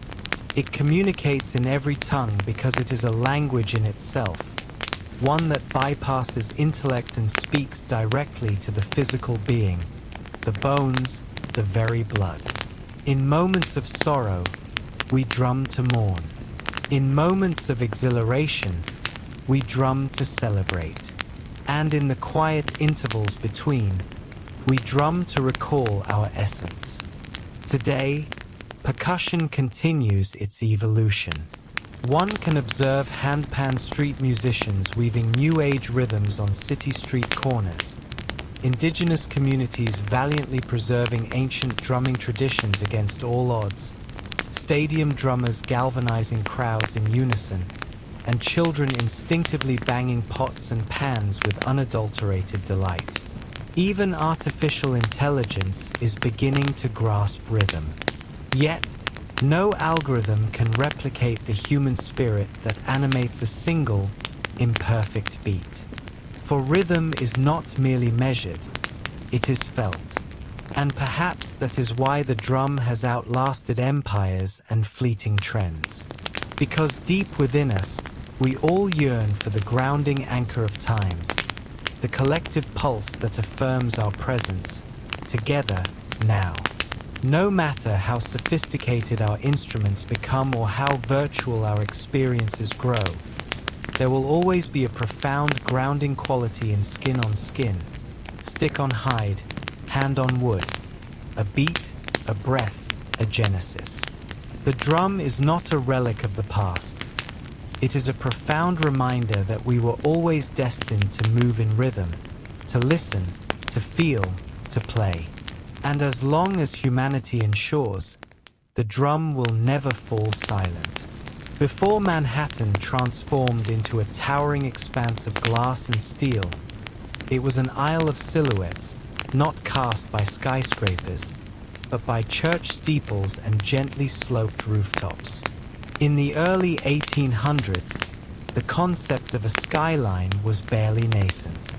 The city huddled close to the island's southern extremity, a dense entanglement of brick townhouses, timber-framed storefronts, and unpaved roads. Buildings seldom ascended beyond 5 or 6 stories. This wasn't due to a lack of ambition, but rather because gravity held ultimate sway. The greater a building's height, the more immense its weight, and with stone and brick, vertical expansion incurred a considerable cost. Walls had to be substantially thicker at their base to bear the weight of upper levels, diminishing interior space and demanding colossal foundations. To construct high meant to construct heavily, and such heavy construction proved financially unviable. Thus, the city expanded horizontally, spreading northward along a meticulously planned grid established in 1811, one of the most audacious urban designs of its era. However, beneath that grid, beneath layers of cobblestone and soil, Manhattan concealed a hidden asset: bedrock. Deep, solid, and immovable, the granite spine that traversed beneath the island would one day underpin some of the loftiest structures in human history. But for now, it lay dormant, untouched, awaiting its moment. Life in early Manhattan was vibrant yet earthbound. Commerce bustled in the harbor, ships lined the docks, and horses clattered through narrow thoroughfares. The economy flourished, immigration surged, and the island pulsed with vitality, yet the city remained low to the ground. The sky remained an untouched expanse. The only true vertical declarations were churches, with Trinity Church being the most prominent. Its spire, completed in 1846, soared over 280 feet, briefly holding the title of New York's tallest structure. But even this was more emblematic than a true skyline feature. What was then unknown was that the skyline's future wouldn't be sculpted by stone or wood, but by iron, steel, and audacious vision. And it would not be confined by the ground. It would ascend far above it. Manhattan was not yet a city of towers, but the groundwork was being laid. The island was poised, the dream was taking form, and soon the skyline would begin its ascent. For centuries, gravity dictated Manhattan's architecture. It kept buildings low, cities flat, and human aspirations tethered to the earth. But in the mid-19th century, two pivotal advancements would dramatically reshape the skyline. One facilitated the ascent of people. The other enabled the upward construction of buildings. The first breakthrough arrived in 1852 when inventor Elisha Otis unveiled his revolutionary safety elevator. In a dramatic public demonstration at the New York Crystal Palace, Otis stood upon a platform suspended high above a captivated crowd. He commanded the rope to be severed. The audience gasped, but the platform remained suspended. A concealed mechanism securely locked the lift in place. With that single, breathtaking instant, Otis fundamentally altered the possibilities of verticality. Up until then, the uppermost floors of buildings were the least desirable due to the arduous climb. However, once elevators became both safe and practical, these higher floors transformed into prime real estate, offering abundant light, fresh air, and elevated status. The concept of a vertical city suddenly became economically sound. Yet, the ability to transport people skyward was insufficient.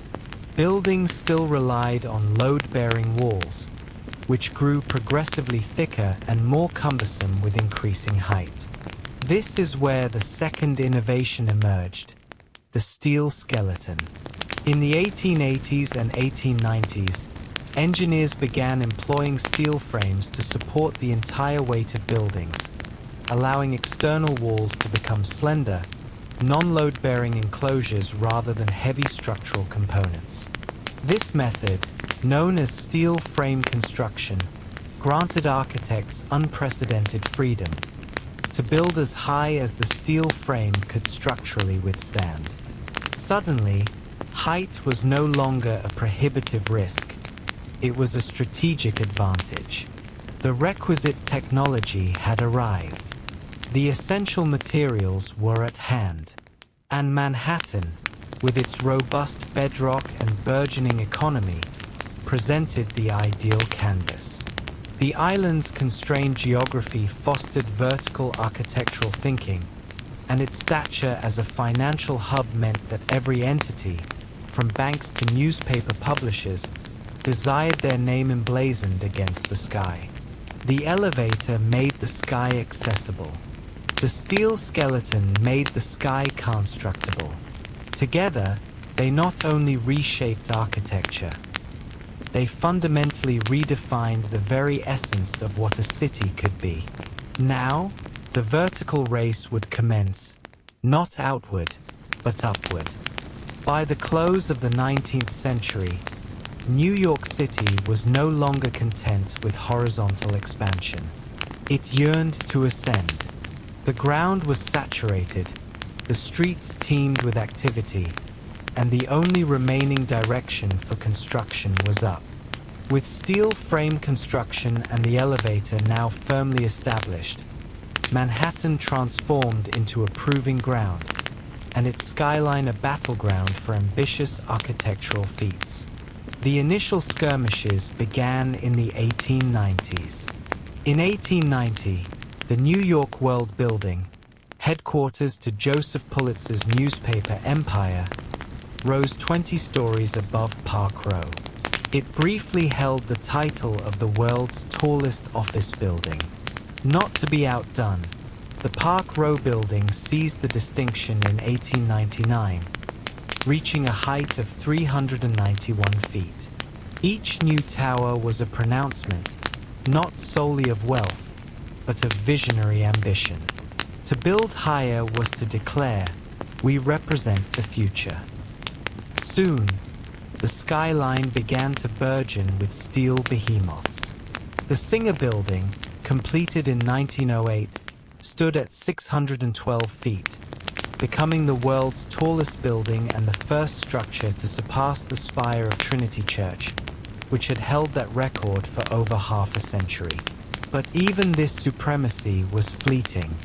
In 1913, the Woolworth Building claimed the crown. Designed by architect Cass Gilbert and entirely financed in cash by retail magnate Frank W. Woolworth, it ascended 792 feet, encompassing over 55 stories, in a breathtaking exhibition of neo-Gothic grandeur. Dubbed the Cathedral of Commerce, the Woolworth wasn't merely tall. It was majestic, an architectural declaration of America's ascent as a modern global power. However, this was more than just architectural rivalry. It was a battle for brand dominance. Corporations and institutions competed fiercely for the tallest, most distinctive structures, towers that would etch their names into the very fabric of the sky. Every new elevation garnered headlines. Every silhouette became a potent symbol. The skyscraper evolved into the ultimate billboard. Permanent, imposing, utterly unavoidable. Beneath all this upward thrust, the rhythm of progress relentlessly pulsed. Steam shovels excavated foundations into solid granite. Riveters hammered steel day and night. Immigrants and ironworkers balanced precariously on beams hundreds of feet in the air without harnesses, relying solely on their courage and determination. The skyline was no longer an abstract concept. It was a tangible reality, and it was undeniably ascending. As the 1920s roared through Manhattan, the skyline began to sway with a new kind of energy beyond mere height. This was the era of Art Deco, a period when architecture prioritized style as much as stature. The Jazz Age infused elegance into steel and stone, transforming New York's buildings into vibrant symbols of dynamism, illumination, and vitality. The most captivating of them all was the Chrysler Building. Completed in 1930, it reached a height of 1,046 feet, briefly becoming the world's tallest building. Commissioned by automobile magnate Walter Chrysler, the tower was more than a tribute to corporate triumph. It was a harmonious composition of design. Its stainless steel spire, constructed in secret and erected overnight, gleamed in the sunlight like a regal diadem. Ornate eagles, inspired by hood ornaments, projected from its corners, resembling sentinels of the future. With its flowing curves, distinctive chevrons, and machine-age details, the Chrysler Building didn't merely touch the sky, it captivated it. Yet, the competitive ascent was far from over. Just a few blocks away, another colossal structure was taking shape, the Empire State Building. Completed in 1931, amidst the profound depths of the Great Depression, It soared to an astonishing 1,250 feet, snatching the title from the Chrysler and retaining it for nearly 4 decades. Erected in a mere 410 days, with thousands of workers toiling through wind, snow, and steel dust, the Empire State was more than a building. It was a resounding declaration: New York endures. While much of the nation struggled, Manhattan pressed upward, and its buildings mirrored the era's dual nature. Elegant yet assertive, optimistic yet fiercely competitive. The Art Deco style perfectly encapsulated the contradictions of the time. Geometric yet graceful, modern yet deeply rooted in mythology. Towers were not merely functional. They were meticulously sculpted, glowing at night like beacons of boundless possibility. And yet, beneath all that shimmering grandeur, there was undeniable purpose. These skyscrapers were commissioned by magnates and titans who sought more than mere financial gain. They desired legacy, an indelible mark upon the skyline and in history. By the close of the 1930s, Manhattan's iconic silhouette had solidified. The city was no longer just a financial epicenter. It was a testament to ambition, a skyline that didn't merely hint at progress, it proclaimed it. After World War II, Manhattan's skyline entered a new phase, characterized by less ornamentation and a more corporate aesthetic. The refined elegance of Art Deco yielded to expansive glass, sleek steel, and clean, linear forms. America had emerged as a global superpower, and New York served as the command center of that burgeoning empire. The skyline adapted accordingly, featuring not decorative spires, but rather monuments to efficiency.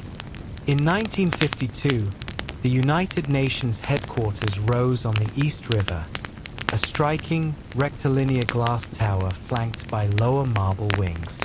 It signaled a shift in tone: global, diplomatic, forward-looking.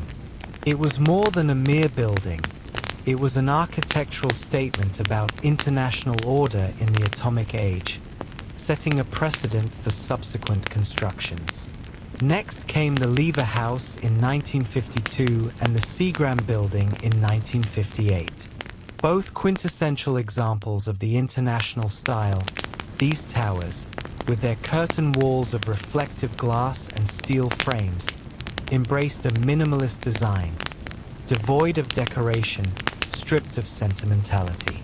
They resembled not cathedrals or castles, but rather machines, precise, modern, and unyieldingly practical. The Seagram Building, conceived by Ludwig Mies van der Rohe, proved particularly influential. Its bronze-tinted glass, uniform grid, and expansive public plaza introduced a new urban presence, one that aimed not to impress with elaborate flourishes, but to project order, discipline, and authority. This represented corporate architecture at its zenith: cool, aesthetically pleasing, and commanding. As businesses boomed, so too did the skyline. Midtown became the nexus for America's major corporations: banks, media conglomerates, law firms. These new skyscrapers did not vie for aesthetic beauty. They competed for square footage, for prime location, and for their prominent position on the horizon. Gone were the soaring spires and gargoyles. In their stead stood mirrored monoliths, anonymous giants that reflected not only the clouds but also the ambitions of Wall Street. And yet, in their understated silence and simplicity, these towers conveyed immense meaning. They chronicled the story of a nation consumed with expansion, precision, and modernity. They defined the corporate era, shaping the visual and experimental landscape of cities worldwide. But even amidst all this glass and steel, one truth remained steadfast: the skyline continued to be a symbol. Only now, it subtly conveyed power rather than overtly proclaiming beauty. By the late 1960s, New York was already a vertical masterpiece, but it still harbored aspirations of even greater magnitude. That vision materialized at the southern tip of Manhattan, where a pair of identical towers would soon permanently alter the cityscape. They were audacious, contentious, and unlike anything the world had ever witnessed. They were the Twin Towers of the World Trade Center. Conceived as a central hub for global commerce, the World Trade Center endeavor was managed by the Port Authority of New York and New Jersey. Architect Minoru Yamasaki designed the structures with a radical, minimalist approach: stark vertical lines, aluminum cladding, and no setbacks. Each tower would ascend over 1,360 feet, dwarfing all preceding buildings. The ambition was not merely architectural, it was ideological, a declaration of global interconnectedness, a new shrine to capitalism. Construction commenced in 1966. To create the necessary space, an entire neighborhood, known as Radio Row, was demolished. The foundations necessitated a groundbreaking technique called the slurry wall, enabling engineers to build deep into the soft riverbed while simultaneously holding back the waters of the Hudson. It represented one of the most formidable engineering accomplishments of its time.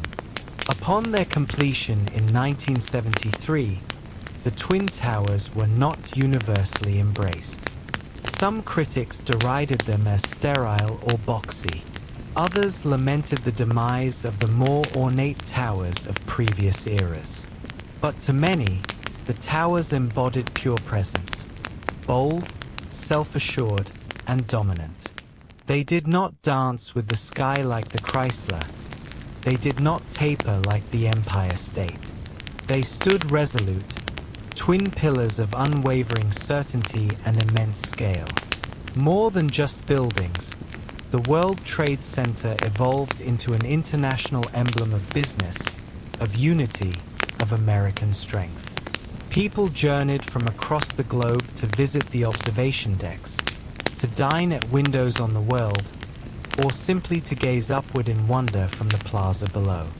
For nearly 3 decades, the Twin Towers dominated Lower Manhattan. They anchored the skyline, imparting symmetry and profound gravitas. And while other cities erected taller structures, none carried the symbolic weight of those 2 towers ascending side by side.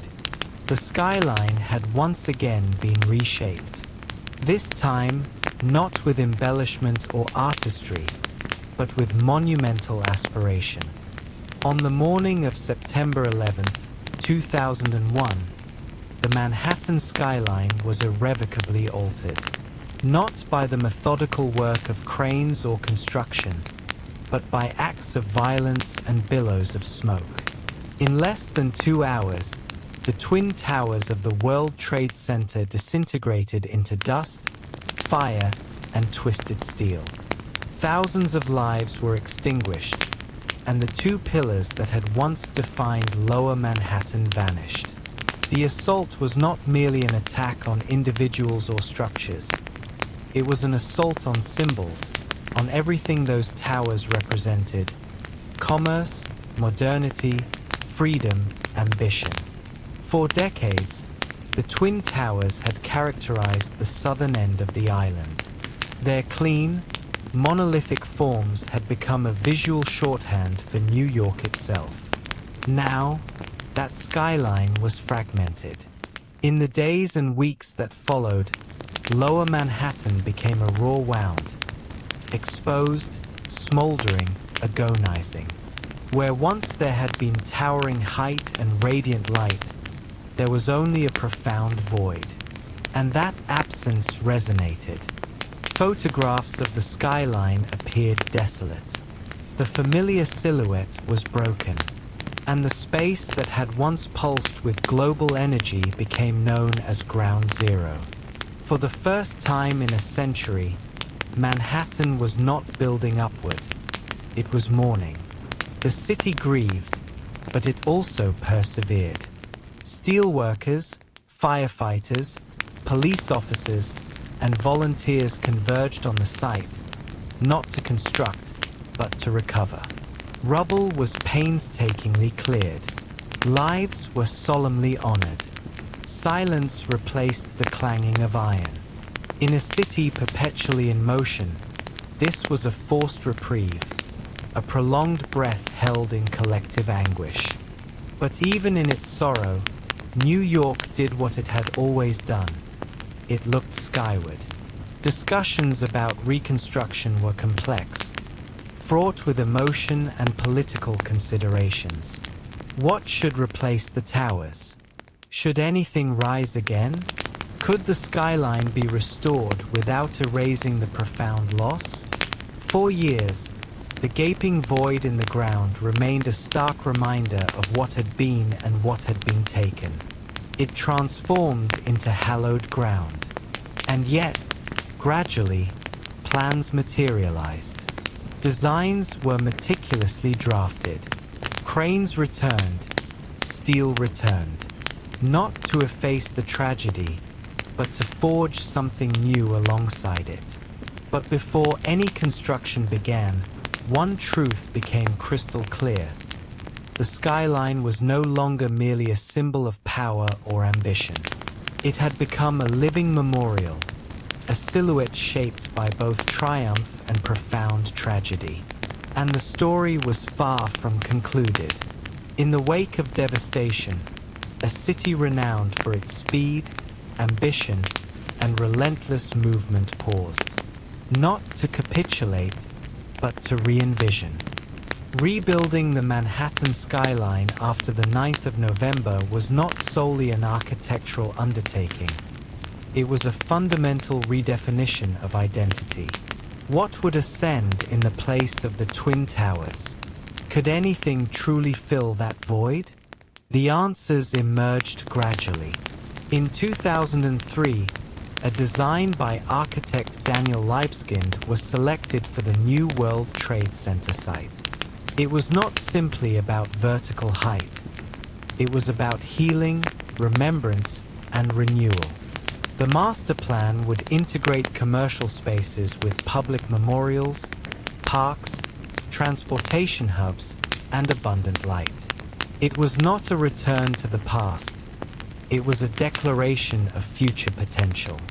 At the core of this ambitious undertaking stood a new tower, One World Trade Center. Originally designated the Freedom Tower, rising from the northwest corner of Ground Zero, it would become the tallest building in the Western Hemisphere at 1,776 feet. A numerical choice intentionally echoing the year of America's independence. But this was more than mere patriotism. It was an act of defiance, a resolute gesture of rising again despite profound loss. Construction began in 2006, and in 2014, One World Trade Center officially opened its doors. Clad in shimmering glass and standing like a crystalline obelisk, it made no attempt to mimic the past. It offered something novel, reflection, both literal and symbolic. The building's appearance shifts with the ever-changing sky, glowing, darkening, or even seemingly vanishing depending on the ambient light. It embodies presence without arrogance. Beside it, the 9/11 Memorial opened in 2011. Two deep, recessed voids marking the footprints of the original towers, each featuring a continuous waterfall and the names of the fallen meticulously etched into bronze. It is not merely a part of the skyline. It is an integral part of the city's very soul. The renewed skyline took years to fully materialize. Other towers ascended, 3 WTC, 4 WTC, and 7 WTC, each one sleek, contemporary, and purposeful. Collectively, they represent not just a city rebuilt, but a city profoundly transformed. New York did not simply replace what was lost, it evolved. It honored the past while resolutely building for the future. And in doing so, it reminded the world of something intrinsically American and profoundly human. A city can be brought down, but it cannot be kept from rising again. Today, the Manhattan skyline is more than a mere collection of structures. It is a living embodiment of ambition, of unwavering resilience, of the American dream itself. No other silhouette in the world carries such immense symbolic weight. It is indelibly etched into popular culture, history, and collective memory. One can sketch it with just 5 lines, and it will be instantly recognizable globally. It narrates a compelling story, a saga of daring engineers and fearless ironworkers, of architects who envisioned spires piercing the clouds, and of immigrants who traversed oceans to help erect them. It speaks of calculated risk, bountiful reward, and perpetual reinvention. The ceaseless dynamism that defines New York itself. It has never been completed, and it never will be. The skyline is a living entity, perpetually in flux. In recent years, its vertical reach has extended even further, though not in Lower Manhattan. This time, the upward race shifted uptown.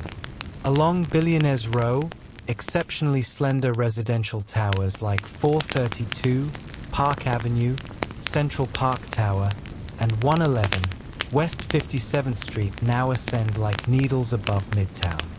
These skyscrapers are marvels of engineering, remarkably thin, meticulously wind-tested, and designed for the ultra-wealthy.